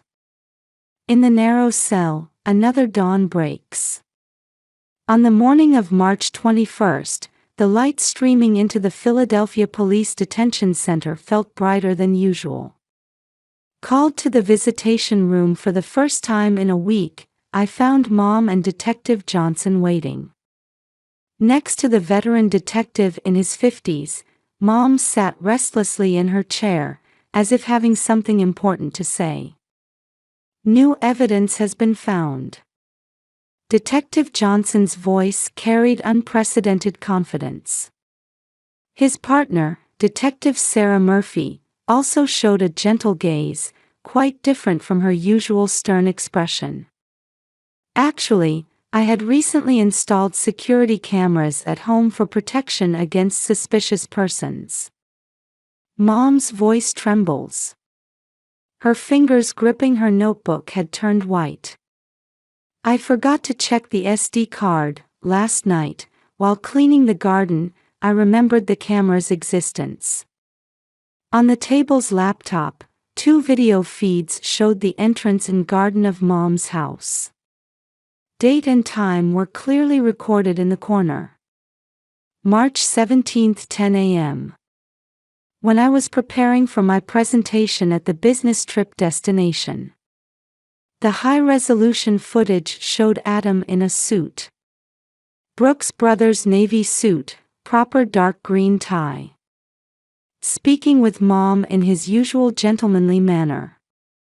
Then Michael, wearing his favorite dinosaur backpack, happily bouncing as he heads outside. As they approach the car, Emily's smiling face could be seen in the passenger seat.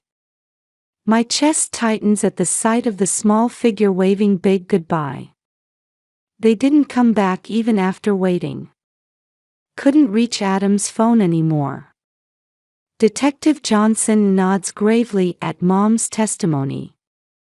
The detective's intuition, honed over 30 years, seemed to have grasped something. After obtaining this footage, the direction of our investigation changed dramatically. Detective Murphy opens new files. Multiple photos appear. Security camera footage from a gas station in Erie, Pennsylvania, near the Canadian border. Adam's Lexus RX is shown refueling. Adam in the driver's seat, Michael sleeping in the passenger seat, Emily in the back seat, all clearly visible. The timestamp shows 2 p.m. on the day of the incident. The security camera at the Lakeview Motel in Buffalo, New York, shows the 3 of them checking in at the front desk. Adam carrying the sleeping Michael, Emily following with luggage. They act like a real family on vacation. This was a completely planned kidnapping. And a conspiracy between the 2 of them.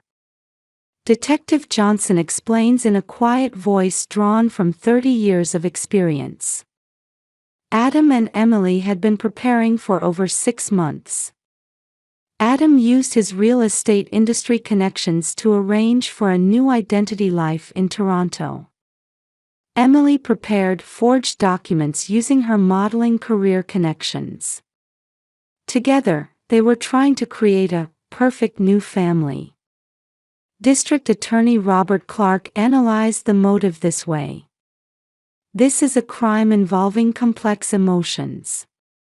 Within Adam Carter existed both a desire for revenge against his ex-wife and a distorted love for his son. Emily Brown had developed an obsession with the ideal family stemming from setbacks in her modeling career. Their twisted desires created this plan. In court, Adam received a 12-year prison sentence for kidnapping, false imprisonment, and evidence tampering, while Emily got 8 years for conspiracy. Neither appealed. All visitation rights were permanently revoked. The media unanimously apologized for their false reports. News programs that had reported on the perfect mother's hidden face aired special correction broadcasts. On social media, the hashtag motherkiller hashtag disappeared, replaced by hashtag staystrongrebecca. Beauty Innovation requested my immediate return. CEO Jennifer Parker personally visited to apologize and promised company-wide support. Welcome flowers arrived from colleagues. However, healing our wounded hearts would take time. In sessions with child psychologist Dr. Sarah Brown, Michael gradually opened up. He eventually expressed his true feelings. Dad and Aunt Emily said we'd go to a new house, but I didn't want to never see Mommy and Grandma again. We moved to a new apartment in the suburbs. A unit in a high-rise with proper security. Michael's new room is larger than before, with a panoramic view of the city. Mom also moved nearby, and we keep in closer contact than ever. Michael transferred to a new preschool. Though anxious at first, he made friends who share his love of dinosaurs and slowly regained his smile. We have picnics in the park every weekend. Watching Michael run energetically under the blue sky, I feel we're definitely moving forward. One Sunday, a month later, on our way home from our usual picnic, Michael suddenly gripped my hand tightly. "Mommy, I'm not scared anymore. Because I'm with you." Those words brought tears to my eyes. In Michael's small hand, I felt our new future. The Philadelphia spring sunshine felt warmer than ever before.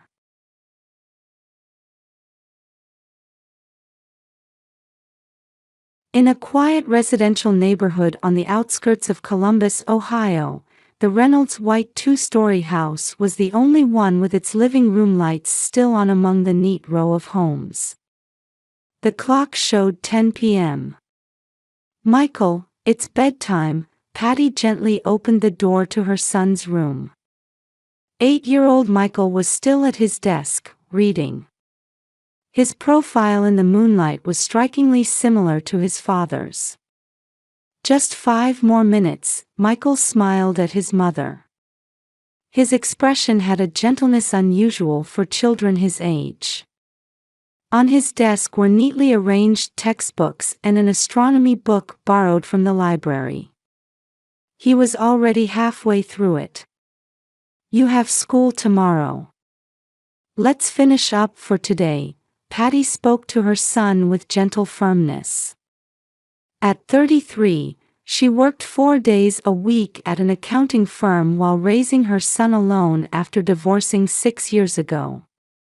Well, not alone anymore. Richard, her partner of 4 years, had become part of their new family. Richard Reynolds, 39, had a 10-year career as a sales director at a real estate development company.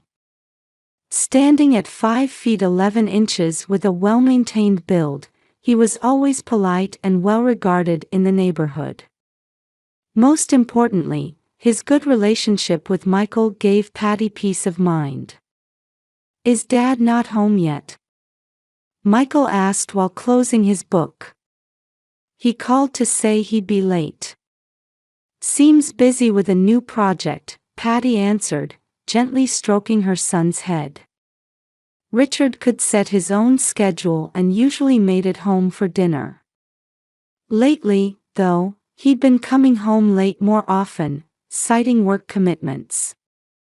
As she watched Michael get into bed, Patty remembered their meeting 4 years ago. At a mutual friend's wedding, she met Richard and was drawn to his sincere personality and kindness toward Michael. After dating for a year, they married. Since then, they'd lived peacefully in this quiet neighborhood. Weekends were filled with family picnics and movie outings. They were financially stable and maintained good relationships with neighbors.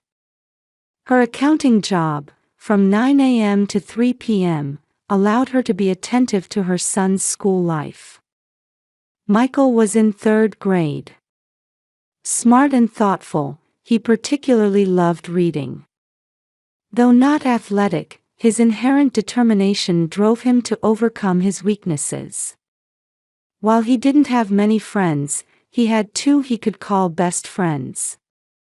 Back in her bedroom, Patty carefully hung up her work suit. Her simple, neat appearance earned her clients' trust. The clock had passed 11 p.m. Still no word from Richard. Usually, by this time, the whole family would be asleep. But tonight, something felt off. Patty couldn't quite place what it was. She turned off the living room lights and returned to her room upstairs. Lying in bed, she thought about tomorrow's parent observation day at school. Richard had promised to come. She closed her eyes, hoping he'd come home early enough for them to have dinner as a family. However, she didn't yet know that this peaceful daily life was about to be severely shaken. At 1:15 a.m., Patty lay staring at the ceiling, unable to sleep. Beside her was Richard's empty bed space. Only the low hum of the air conditioner broke the silence. Lately, her husband had been acting strange. He'd step away for phone calls, and his late returns home had increased. She tried to convince herself it was just work, but something nagged at her. Tonight, another late return without contact. Her messages remained unread. Then, she heard a faint sound. Light footsteps descending the stairs. At first, she thought she was imagining it. But someone was definitely moving. Light steps, but unmistakably human. Patty listened intently. The sound of her son's door opening. Footsteps going down the stairs, one step at a time. Could it be sleepwalking? The thought crossed her mind. Michael had never sleepwalked before, but he had been acting strange lately. He'd grown quieter during dinner and occasionally showed vacant expressions. She worried he might be getting bullied at school. Patty got up and left her room. Moonlight filtering into the hallway cast a pale blue light on the space. Family photos on the wall cast eerie shadows in the moonlight. "Michael?" she called softly while peeking into his room. The bed was empty. The comforter was neatly folded. On the pillow remained the impression of the small head that had been there moments ago. The astronomy book on his desk still had its bookmark. Next to it lay a note about his promise with Richard. "Tomorrow is observation day. Promise with Dad." Her heart began to race. Downstairs, the door to the backyard was slightly open. Night air flowed in, gently moving the lace curtains. In the kitchen, dishes from dinner cleanup were neatly arranged on the counter. Everything seemed normal, yet something felt wrong. Patty quickly put on her slippers and headed for the door. Then, she heard a faint sound from the backyard. The sound of digging. A shovel piercing the ground, scooping up soil. An irregular rhythm, but somehow desperate. She gently moved the curtain aside and peered through the glass. In the moonlit backyard, a small shadow was moving. At the corner of the garden, where Richard had been working last week. Where he said he'd plant tulip bulbs. Michael gripped the shovel with both hands, desperately digging. His back, illuminated by moonlight, looked unusually small. His pajama-clad shoulders trembled. Though his hands were hidden in darkness, only the sound of the shovel turning over soil cut through the night stillness. Richard's gardening shovel, something Michael would never normally touch. He gripped it desperately with his small hands. Patty began to tremble. Why was her son digging in the garden in the middle of the night? What was he looking for? Or was he trying to hide something? She quietly opened the door and stepped into the backyard. The damp night air brushed her cheeks. Despite the humid early August night, a chill ran down her spine. Above, the full moon cast an eerie glow. All windows in neighboring houses were dark. The residential area was as silent as another world. Michael's figure became clearer. Her son's hands were shaking. His small fingers gripping the shovel glowed white. Sweat beaded on his forehead, and his pajama sleeves were dirty with soil. He looked nothing like the boy who had been eagerly reading at the library earlier that day. Something unnatural, like fabric, peeked out from the soil. Even in the darkness, she could tell it was unfamiliar material. "Michael, what are you doing?" Patty's voice trembled beyond her control. Her son turned slowly. His face in the moonlight showed traces of tears. Under his eyes were tired blue shadows. An expression as if he'd been suffering from something for days, even weeks. "Mom." A trembling voice. "Dad." Those words seemed to be swallowed by the darkness. As if desperately trying to suppress something that was about to escape his throat. Michael began digging again, more desperately now. As his small hands parted the soil, something else appeared beneath the fabric. In the moonlit ground, things that shouldn't be seen began to emerge one after another. Patty gasped. A blood-stained work outfit. The navy blue coveralls Richard occasionally wore. But she'd never seen them this dirty. A cracked cell phone. One she recognized. The old model he said he'd replaced last week. Tools like wrenches and pliers. Things usually kept in the garage. They cast sinister shadows in the moonlight. All familiar items, but in this context, they looked like weapons. "Stop." Patty called out to her son in a trembling voice. But Michael continued digging as if he hadn't heard, his small back showing a determination she'd never seen before.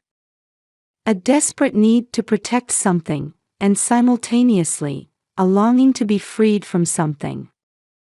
Her vision swayed. Her trembling hand reached for her phone. Her face reflected in the screen glowed pale in the moonlight. Before dialing the police, Patty looked at her son's profile once more.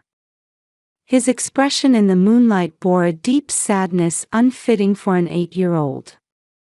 Their peaceful days seemed like a lie now. "It's okay now, Michael." Patty whispered quietly while pressing the numbers with trembling fingers. Just thinking about the burden her son had been carrying made her heart ache.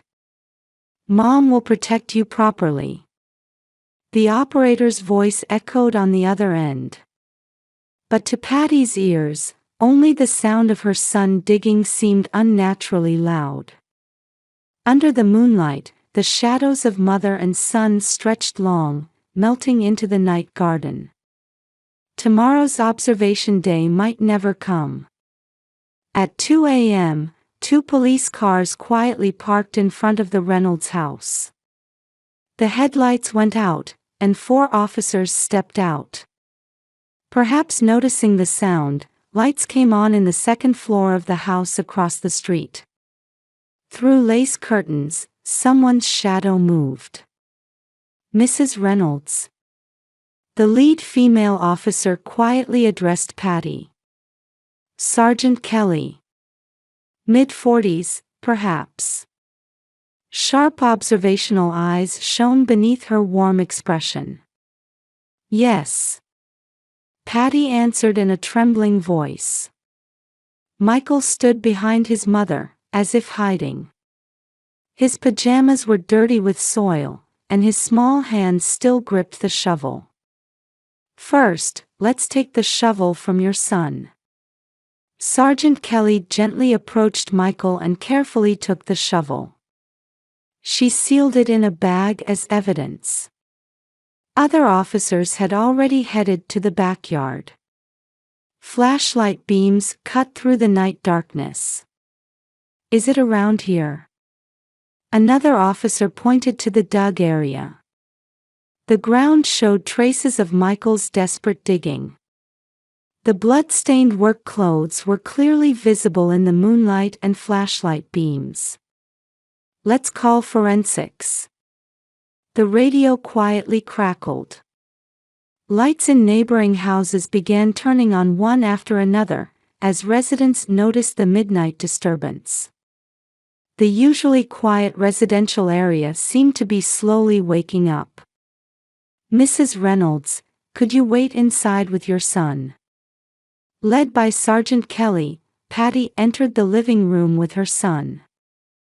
The earlier silence now seemed like a lie. Patty sat on the sofa, holding her son. Michael, don't be scared. Her son's body trembled slightly. Something he'd been suppressing for days, no, weeks, seemed about to overflow. Sergeant Kelly quietly began. Your husband. He said he'd be late, work. Her own voice seemed to echo from far away. Then, could we talk separately?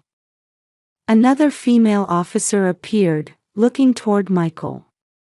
Detective Castro. Early 30s. Her kind smile was striking. Michael, would it be okay to talk in a different room from your mother? Michael looked up at his mother for a moment. Patty nodded slightly. It's okay. Mom will be right here. Led by Detective Castro, Michael went upstairs. His back looked smaller than ever before. Now then, Mrs. Reynolds.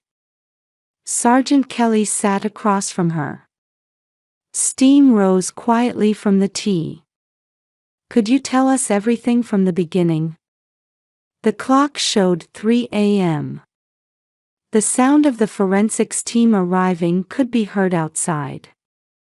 In the backyard, they had begun photographing the unearthed evidence. Flash photography occasionally lit up the windows. I noticed around 1:15 a.m. Patty began speaking in a trembling voice. Footsteps down the stairs. The empty bed. Her son in the backyard. All memories returned like a nightmare. Sergeant Kelly listened intently to the story, occasionally taking notes. Her gaze held something more than just taking a statement. Perhaps maternal intuition. This officer seemed to have already sensed something. From upstairs came faint sounds of her son's voice. Led by Detective Castro's gentle voice, he seemed to be slowly beginning to talk about the events of that night. And your relationship with your husband?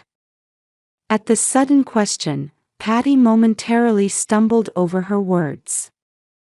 Normal. I mean, he's dedicated to his work. As she spoke, recent uncomfortable feelings resurfaced. Late returns home. Unnatural phone responses. Changes in her son's behavior. Everything was starting to connect now. Actually. Just as she began to speak, the doorbell rang. Sergeant Kelly stood up. Simultaneously, footsteps ran down from upstairs. "Dad's home." Michael's voice rang out like a scream. In that moment, all time seemed to stop. Richard stood at the entrance. In his business suit, his usual dashing demeanor. However, his expression showed unfamiliar tension. "What's all this?" Richard's voice echoed in the quiet living room. At that moment, seeing Michael coming down from upstairs, his expression momentarily froze. "Michael." At the sound of Richard's voice, Michael's body stiffened. Detective Castro instinctively pulled Michael close. Sergeant Kelly quietly stood between them and Richard. "Mr. Reynolds, you'll need to come with us to the police station." Her voice was calm but carried weight. The blood drained from Richard's face. Yet he still tried to maintain a smile. "There must be some mistake. I just got back from work. Could you tell us about Amanda Walker?" At Sergeant Kelly's words, Richard's expression momentarily contorted. Upon hearing that name, Michael's body began to shake. Detective Castro gently embraced him. "Amanda." Patty's voice trembled. That name was familiar. A young female employee at her husband's company. A new hire in the sales department. "Mom." Michael's voice broke the midnight silence. "I can't hide it anymore."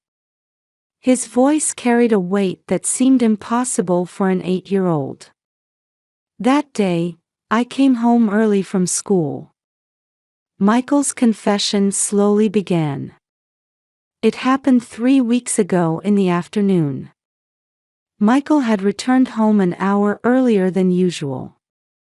After accompanying an ill classmate to the nurse's office, his teacher had suggested he go home early. Opening the front door, he found unfamiliar women's shoes. Then, his father's voice from upstairs. As he quietly climbed the stairs. "I told you. At this rate, I'll."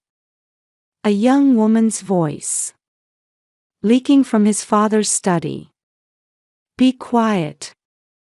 My wife and son know nothing.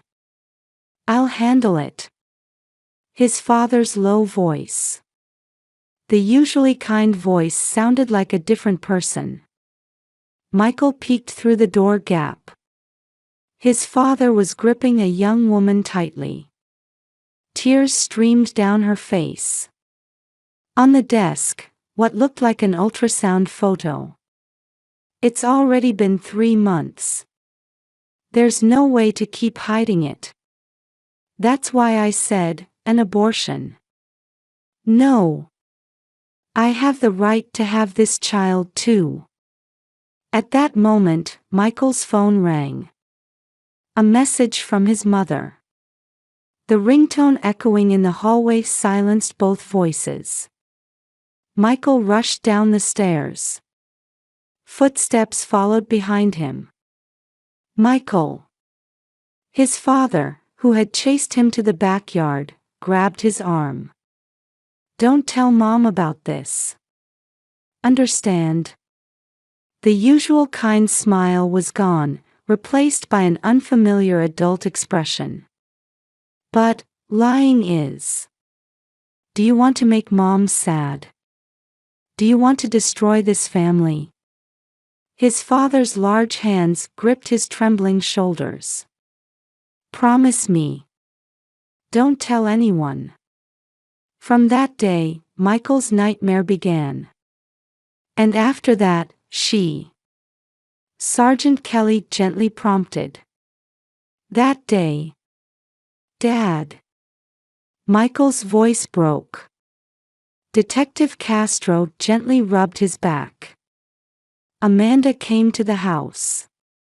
When Mom was at work. In a trembling voice, Michael continued. While doing homework upstairs, he heard noise from below. A woman's angry voice. His father's low voice. And then, from the stairs, she fell. Michael, who had come down the stairs startled by the sudden noise. There was Amanda, motionless at the bottom of the stairs. And his father, standing there dumbfounded. It was an accident.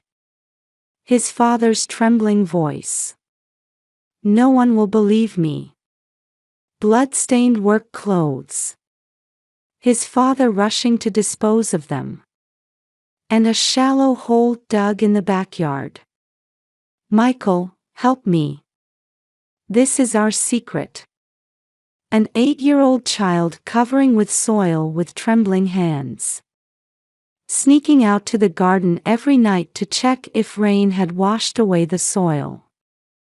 And all these memories becoming a burden. I couldn't take it anymore. By the time Michael's confession ended, dawn was breaking. Patty held her son tightly. Such pressure on such a small body. As a mother, regret squeezed her heart for not noticing sooner. Sergeant Kelly's voice echoed gently. You don't have to hide anything anymore. Outside the window, Richard Reynolds was quietly being handcuffed. In his suit, he looked unusually small, like a different person entirely. As the sun began to rise, police sirens quietly rang out. Curious eyes peered from neighboring windows, as if realizing that yesterday's peaceful daily life would never return. Hey, Mom, Michael whispered softly after the police car drove away. We can't go to observation day today, can we? At those words, tears spilled from Patty's eyes. In the police-surrounded morning garden, the mother held her son tightly once again. The days ahead would certainly not be easy. But they no longer needed to lie. A small son who found the courage to tell the truth, and a mother who accepted it. The new sunrise gently enveloped them both. 3 months had passed. The residential area on the outskirts of Columbus, Ohio, already showed signs of winter. Patty gazed out the window while organizing old photo albums. In the backyard, newly planted flowers swayed in the cold wind. Mom, I'm going to the library, Michael called from the entrance. He seemed to have grown a little taller than before. Be careful, his mother called out as she saw him off. Her son turned back and smiled. That smile seemed to be gradually releasing itself from the pressure of that night. On the weekend, they planned to look at a new house together. Though it would be sad to leave this house full of memories, it was also part of a new beginning. A small step. But a sure one. Mother and son gazed at each other, quietly exchanging smiles. The morning sun gently illuminated their profiles.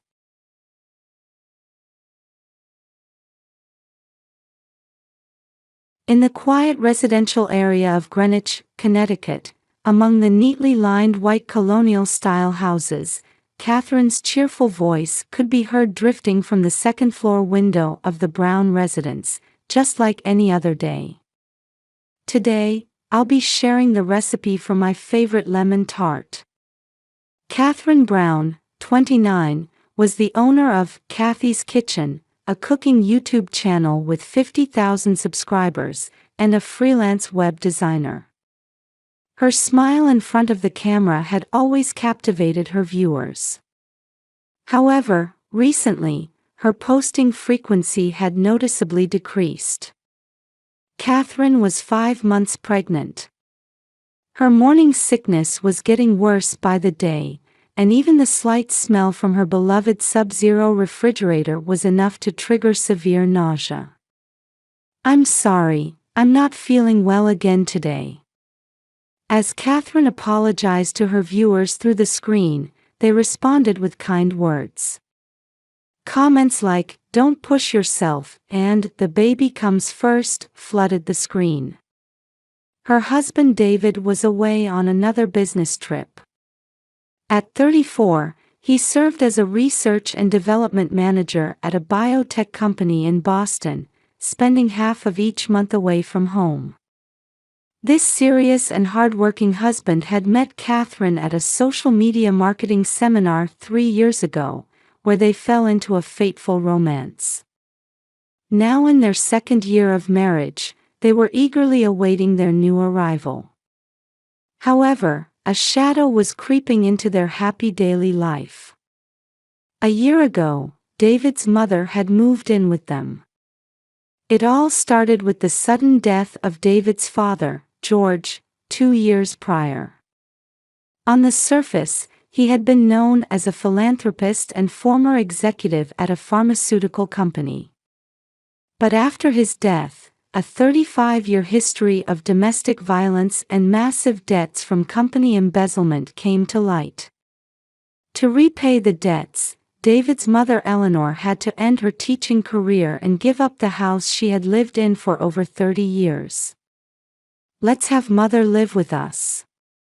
David's suggestion came from a place of kindness. However, no one could have predicted that this decision would expose the family's underlying tensions. Eleanor Brown, 62, had been a victim of domestic violence for over 30 years while maintaining the facade of a perfect housewife.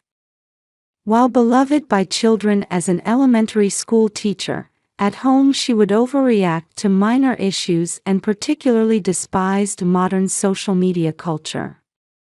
"Catherine, those videos of yours, they're rather undignified." Eleanor's hands trembled slightly as she spoke. Preparing perfect breakfasts, maintaining immaculate cleanliness, and scrambling to repay debts, her rigid posture seemed to bear the weight of years of pressure. David had been strongly influenced by his mother. Having witnessed his alcoholic father's violence since childhood, he threw himself into work as if trying to escape those memories. The Browns appeared to be a harmonious family on the surface. But in reality, they were deeply troubled. The family photo displayed in their spacious living room showed smiling faces, but behind those smiles, everyone was carrying their own burdens.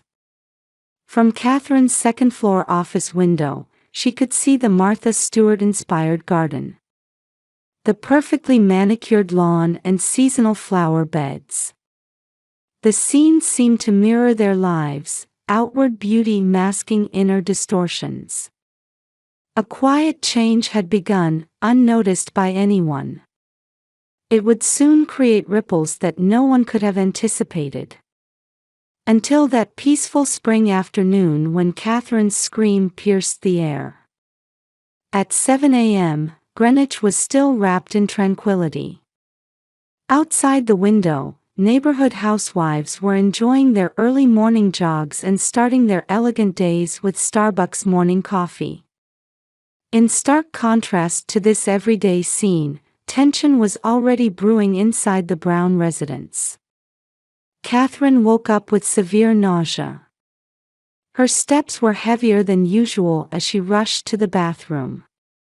David was away on a 2-week business trip.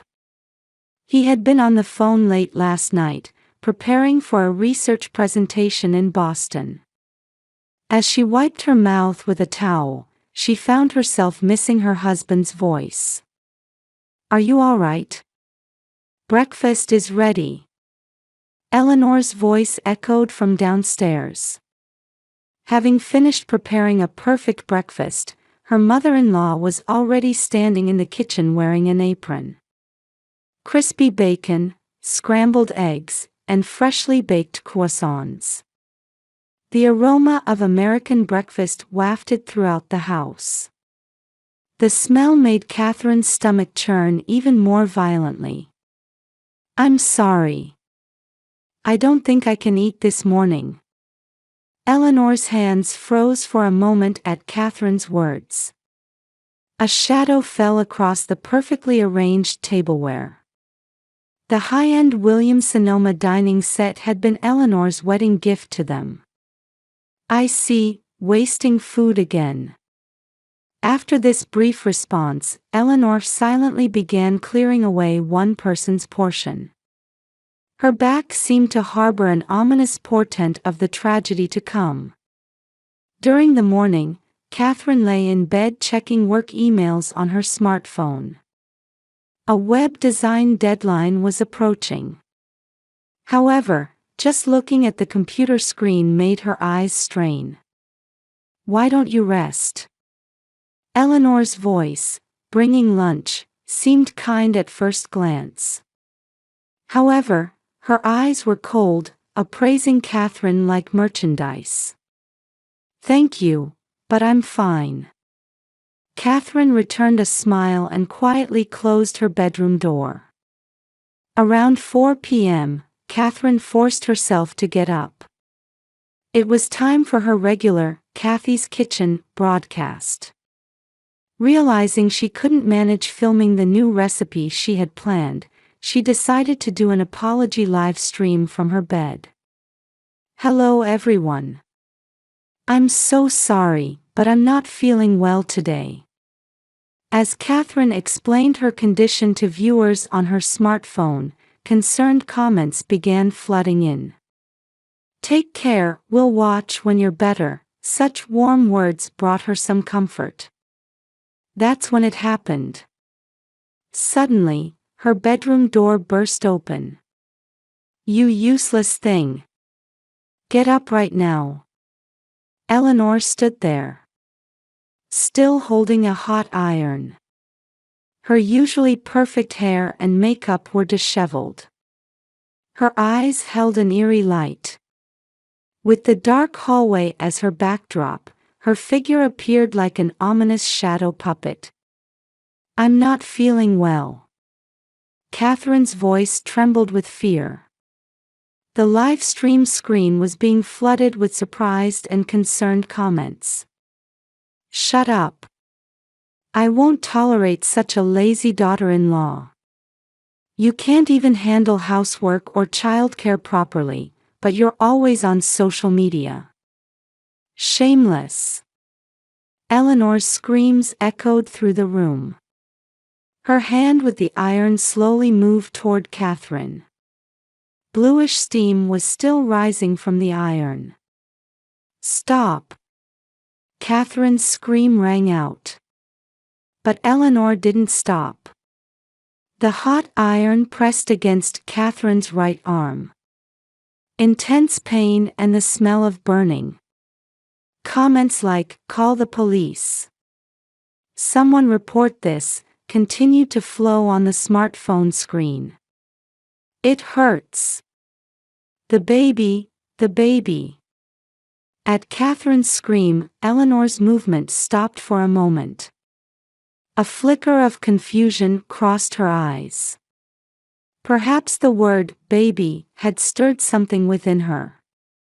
But soon, her eyes regained their coldness. "Liar. Lazy good-for-nothing. You're just like him." Eleanor's voice was shaking. Him referred to her late husband, George. It was as if the memories of 35 years of violence were resurging within her. Her eyes were no longer seeing reality. She was likely seeing a scene overlapped with phantoms from the past. 5 minutes later, sirens approached. Someone in the neighborhood must have called after hearing the screams. Several residents had already gathered at the front door. Beyond the whitewood fence, people could be seen watching the situation, smartphones in hand. The gardening club members, usually exchanging only peaceful greetings, were now wrapped in unusual tension. "Police! Open up!" At that voice, Eleanor's expression changed. The iron fell to the floor with a loud clang. The strange light had vanished from her eyes. Instead, they now held bottomless fear. I. George, forgive me." Eleanor's body crumpled. In that moment, you could see 35 years' worth of masks shattering. Perfect housewife, ideal mother, respected teacher. All the masks were crumbling with a sound. Catherine, despite her pain, continued gripping her smartphone. On screen, witnessed by tens of thousands of viewers, a new family tragedy was being broadcast in real time. Everyone knew. From this day forward, the Brown family would change dramatically. And the chain of violence that had been hidden for so many years had finally surfaced. The sound of sirens echoed again through the quiet suburban streets of Greenwich. This time it was an ambulance. As the ambulance sirens faded into the distance, several police cars and local news vans were already parked in front of the Brown residence. An unusual commotion spread through the quiet residential area in the early evening. "Mrs. Catherine Brown. Let me check the condition of your burn." The paramedic carefully examined Catherine's arm. Fortunately, the burn was relatively minor. However, the medical staff's expressions were grave at the fact of assault against a pregnant woman. "We recommend hospital examination to check the baby's condition." Catherine nodded silently. Beside her, a police officer was reviewing the smartphone footage. The live stream was already beginning to spread rapidly across social media. The hashtag #SaveCathy was trending in no time.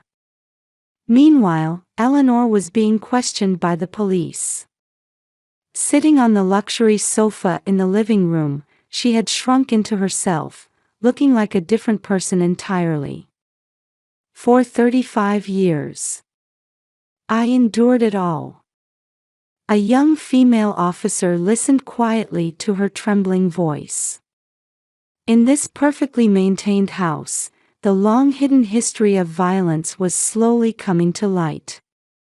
"My husband did the same to me." Eleanor's confession came in fragments. Rolling up the sleeve of her brand-name cardigan revealed faint traces of old burns. Marks of violence inflicted by her husband George 35 years ago. "Why didn't you tell anyone?" "I was ashamed. I couldn't tell anyone. As a teacher, as a mother, as a wife. I had to be perfect." At 8 p.m., David returned home in an emergency. He had interrupted his research presentation to come back. His expression, having rushed straight from the airport, showed a mix of confusion and anger. "Why did this happen?" David shouted as soon as he entered. His voice was filled more with anger than sadness. "Why did you do a live stream? Exposing our family's shame."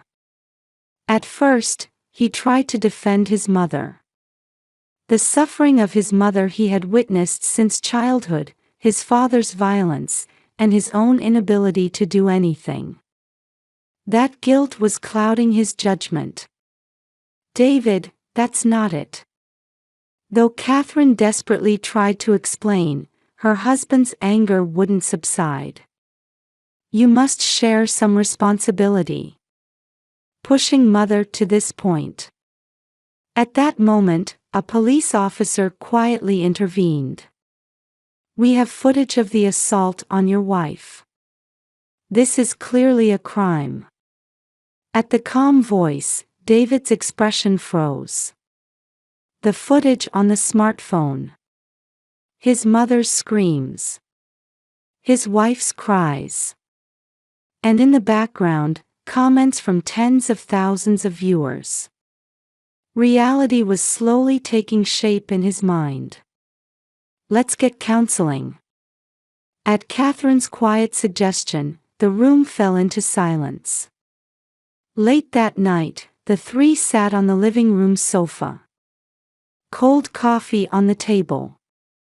Smiling family photos on the wall. The scene now looked painfully empty. Local news had already begun breaking coverage of the incident.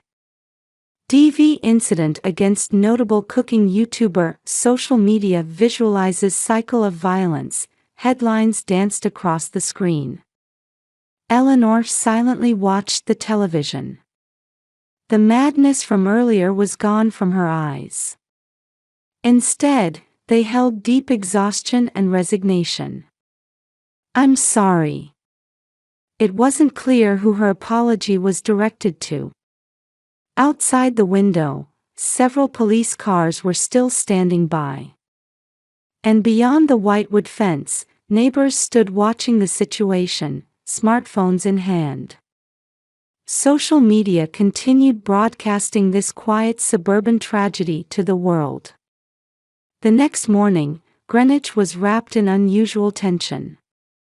At 6 a.m., before dawn at the Brown residence. The kitchen, where perfect breakfast preparations would normally be underway, was dominated by an unnatural silence. Although Eleanor had woken at her usual time, she couldn't bring herself to get out of bed. Our top story today: the domestic violence incident against cooking YouTuber Catherine Brown. Eleanor caught her breath at the sight of herself on the TV screen. Her usually perfect hair, makeup, expression, everything looked maniacal. The live stream had recorded her rampage in detail. Is that me? Looking at her face in the mirror, Eleanor touched her cheek with trembling hands. She hadn't slept at all last night. Her memories were fragmentary, the boundary between reality and nightmare blurred. Then, the doorbell rang. Mrs. Brown, ABC News. Could we discuss yesterday's incident? Eleanor, could you tell us about your 35 years as a DV victim? As reporters pressed in one after another, Eleanor's body began to shake slightly. It was the precursor to a panic attack. In the second-floor bedroom, Catherine woke to her smartphone's notification sound. Kathy's Kitchen had surpassed 100,000 subscribers overnight. The comments section was overflowing with words of encouragement, and messages of empathy from DV survivors were pouring in. We've had the same experience. Your courage has saved so many of us. Speaking up is the beginning of change. Catherine read through the comments while wiping away tears. Her arm burn was minor, and there was no concern for the baby's well-being. However, the emotional wounds wouldn't heal so easily. Meanwhile, David had shut himself in his home office. On his desk lay a mountain of documents from the police. His father George Brown's past was slowly coming to light. Multiple hospital emergency transport records. Eleanor's history of fractures, burns, bruises. All diagnoses recorded with obviously unnatural explanations like fell downstairs or iron accident. Why didn't I notice? David's hands trembled. Childhood memories were coming back in fragments. Late-night screams. His mother's crying. His father's roars. And he had hidden under the bed, covering his ears. Since back then, all this time. The police investigation extended into George's past as well. The embezzlement at the pharmaceutical company. History of alcoholism treatment. Behind his reputation as a philanthropist, he had continued inflicting violence for years. And the most shocking discovery was Eleanor's diary. Found deep in the basement in an old trunk, it was a record of 35 years of suffering. Written in perfect handwriting, the diary recorded an unimaginable history of violence hidden behind a facade of happiness. April 15, 1989. Today again, with the iron. But tomorrow is Parents' Day. I must get through it with a smile. December 24, 1995. Christmas Eve, yet again. In front of David. Can't let my son see. Must hide these wounds. Tomorrow, I'll prepare a perfect dinner. January 10, 2020. George collapsed. They say it's a heart attack. Is this the end? But the debts. David's face turned pale as he read through the diary. It contained truths he hadn't known, or perhaps hadn't wanted to know, recorded in detail. At 10 a.m., the police press conference began. This case appears to have a background of generational domestic violence. Regarding suspect Eleanor Brown, who was both victim and perpetrator, we plan to proceed with expert psychological evaluation. As camera flashes from reporters lit up the room, the chief investigator continued quietly. Simultaneously, we will investigate the 35-year history of DV by the late George Brown. Additionally, this incident, visualized through social media, may lead to uncovering other potential DV cases. These words would be reported across America. The incident in quiet suburban Greenwich had become a symbol illuminating the deep darkness lurking in modern society. In the afternoon, a woman visited Catherine's hospital room. "Hello, I'm Sarah Johnson. I run a support group for DV survivors." A gentle smiling middle-aged woman. She held a brochure in her hand. "We've seen many people like Eleanor. Perpetrators who were also victims. If you're willing, would you share your experience with other victims?" Catherine nodded silently. Then she picked up her smartphone. The Kathy's Kitchen live stream was still saved on screen. If my experience can give someone hope. Outside the window, spring sunlight poured down. Greenwich was going about its usual daily routine. However, from this day forward, something had definitely begun to change. A small but certain step toward breaking the cycle of violence was about to begin. 1 week after the incident, in the counseling room at Greenwich General Hospital, Eleanor quietly began to speak. "My life has been 35 years of being forced to be perfect." Dr. Anderson, the therapist, listened silently, nodding as the afternoon sunlight through the window gently illuminated Eleanor's tired face. "From the beginning of our marriage, George demanded perfection from me. Meals had to be served hot. The house had to be perfectly organized. That was the standard." Taking a shaky sip of water, Eleanor continued. "The first violence came 3 months after our wedding. When I was late with the ironing, and his shirt had wrinkles. He took the hot iron and..." Her words trailed off. The pain from 35 years ago seemed to still be etched in her body. But the next day, he went to work as if nothing had happened. He was the kind of man who received awards for charity work. I thought no one would believe me. Catherine and David watched this confession from the adjacent room. Through the one-way mirror, they observed Eleanor's figure. "I never knew."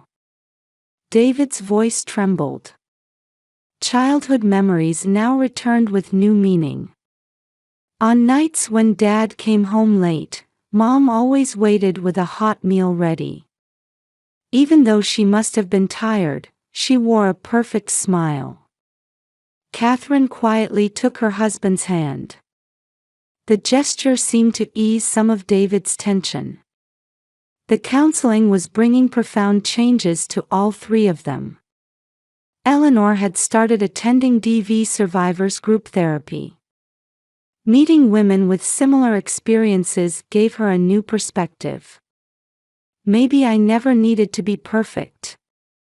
As she spoke these words in group therapy, the tension that had long marked her expression was gradually fading. Meanwhile, Catherine had begun a new challenge on her YouTube channel. "Today, I'd like to talk about something different." She smiled gently at the camera. Her morning sickness had settled, and the little life inside her was growing steadily. Domestic violence isn't just an issue in certain families. If our experience can give someone hope. Kathy's Kitchen was gradually transforming into a channel that shared not just recipes, but also the family's healing process. Messages of empathy and encouragement from viewers never ceased. David, too, was making significant changes. "I've decided to reduce my business trips." He announced this at a family meeting one night. He had requested a transfer from research to management. "I want to prioritize time with my family. I've been looking away for too long." "But not anymore." Eleanor quietly shed tears at her son's decision. Then she turned to Catherine. "I'm sorry. For that day, and for everything before." Catherine nodded gently at her heartfelt apology. "Mom, let's build a new kind of family together." The three sat around the table sharing a warm dinner. A real family scene, not striving for perfection but embracing their true selves.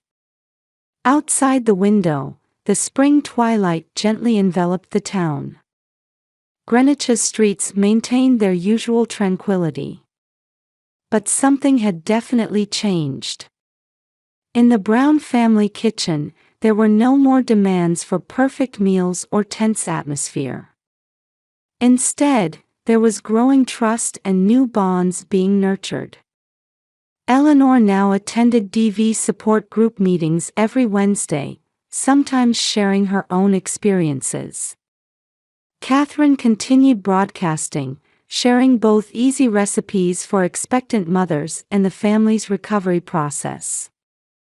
And David was exploring a new family dynamic while reassessing his work-life balance. "Shall we all cook dinner together today?" The family responded with smiles to Catherine's suggestion.